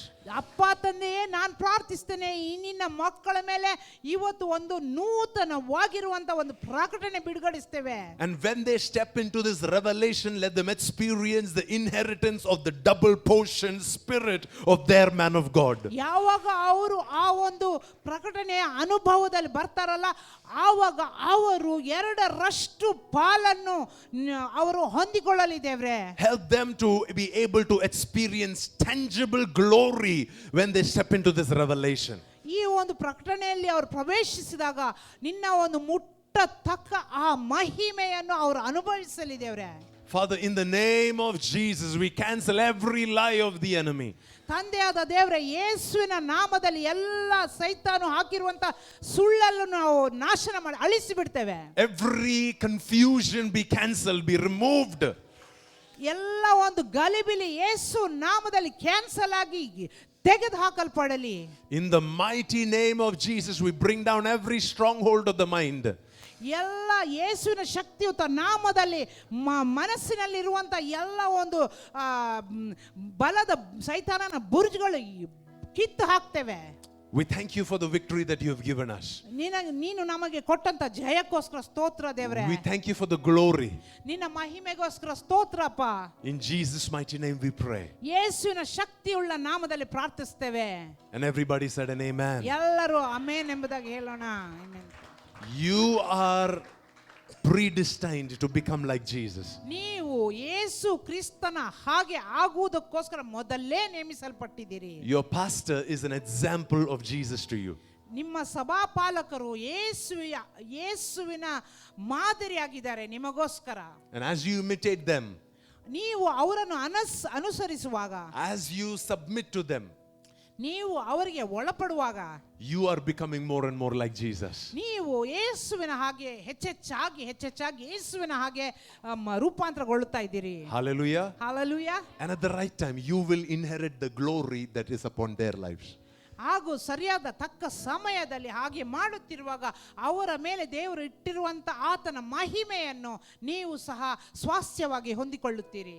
Sons will always do more than their father. ಮಕ್ಕಳು ಪುತ್ರರು ಯಾವಾಗಲೂ ಅವ್ರ ತಂದೆಯಂದಿರಿಗಿಂತ ಹೆಚ್ಚಾದ ವಿಷಯಗಳನ್ನು ಮಾಡ್ತಾರೆ. That's why Jesus told the disciples, you will do greater works. ಅದಕ್ಕಾಗಿ ಯೇಸು ಕ್ರಿಸ್ತನ್ ತನ್ನ ಶಿಷ್ಯರಿಗೆ ಹೇಳ್ತಾರೆ, ನೀವು ಇನ್ನೂ ಹೆಚ್ಚಾದ ಕಾರ್ಯಗಳನ್ನು ಮಾಡ್ತೀರಿ ಎಂಬುದಾಗಿ. If I brought 50 people to Jesus, you will bring 100 people to Jesus. ನಾನು 50 ಜನ ಯೇಸು ಕ್ರಿಸ್ತನಿಗೆ ಕಡೆಗೆ ತಿರುಗಿಸಿದ್ರೆ ನೀನು 100 ಜನವನ್ನು ಕರೆದುಕೊಂಡು ಬರ್ತೀಯ ಯೇಸು ಕ್ರಿಸ್ತನ ಬಳಿ. Children will always have double portion than the fathers. ಮಕ್ಕಳು ತಂದೆಯಂದಿರಿಗಿಂತ ಯಾವಾಗಲೂ 2ರಷ್ಟು ಅವರು ಪಡೆದುಕೊಳ್ತಾರೆ. But fathers will still be fathers. ಆದರೂ ತಂದೆಯಂದಿರು ಹಾಗೇ ಇರ್ತಾರೆ. We will still honor the father. ನಾವು ಇನ್ನೂ ತಂದೆಯಂದರನ್ನು ಗೌರವಿಸೋಣ. We will still submit to the father. ತಂದೆಯಂದಿರಿಗೆ ನಾವು ನಮ್ಮನ್ನು ಒಳಪಡಿಸೋಣ. We will still obey. ನಾವು ವಿಧೇಯರಾಗೋಣ. We will still honor them. ನಾವು ಅವರನ್ನು ಇನ್ನೂ ಗೌರವಿಸೋಣ. That kind of a church is a blessed church. ಅಂತ ಸಭೆ ಅದು ಆಶೀರ್ವದಿಸಲ್ಪಟ್ಟಂತ ಸಭೆ. Amen. Amen. Do you believe you are that blessed church? ನೀವು ನಂಬ್ತೀರಾ ಆ ಆಶೀರ್ವದಿಸಲ್ಪಟ್ಟಂತ ಸಭೆ ನೀವಾಗಿದ್ದೀರಿ ಅಂತ? Amen. God bless you. Amen. ದೇವರು ನಿಮ್ಮನ್ನು ಆಶೀರ್ವದಿಸಲಿ.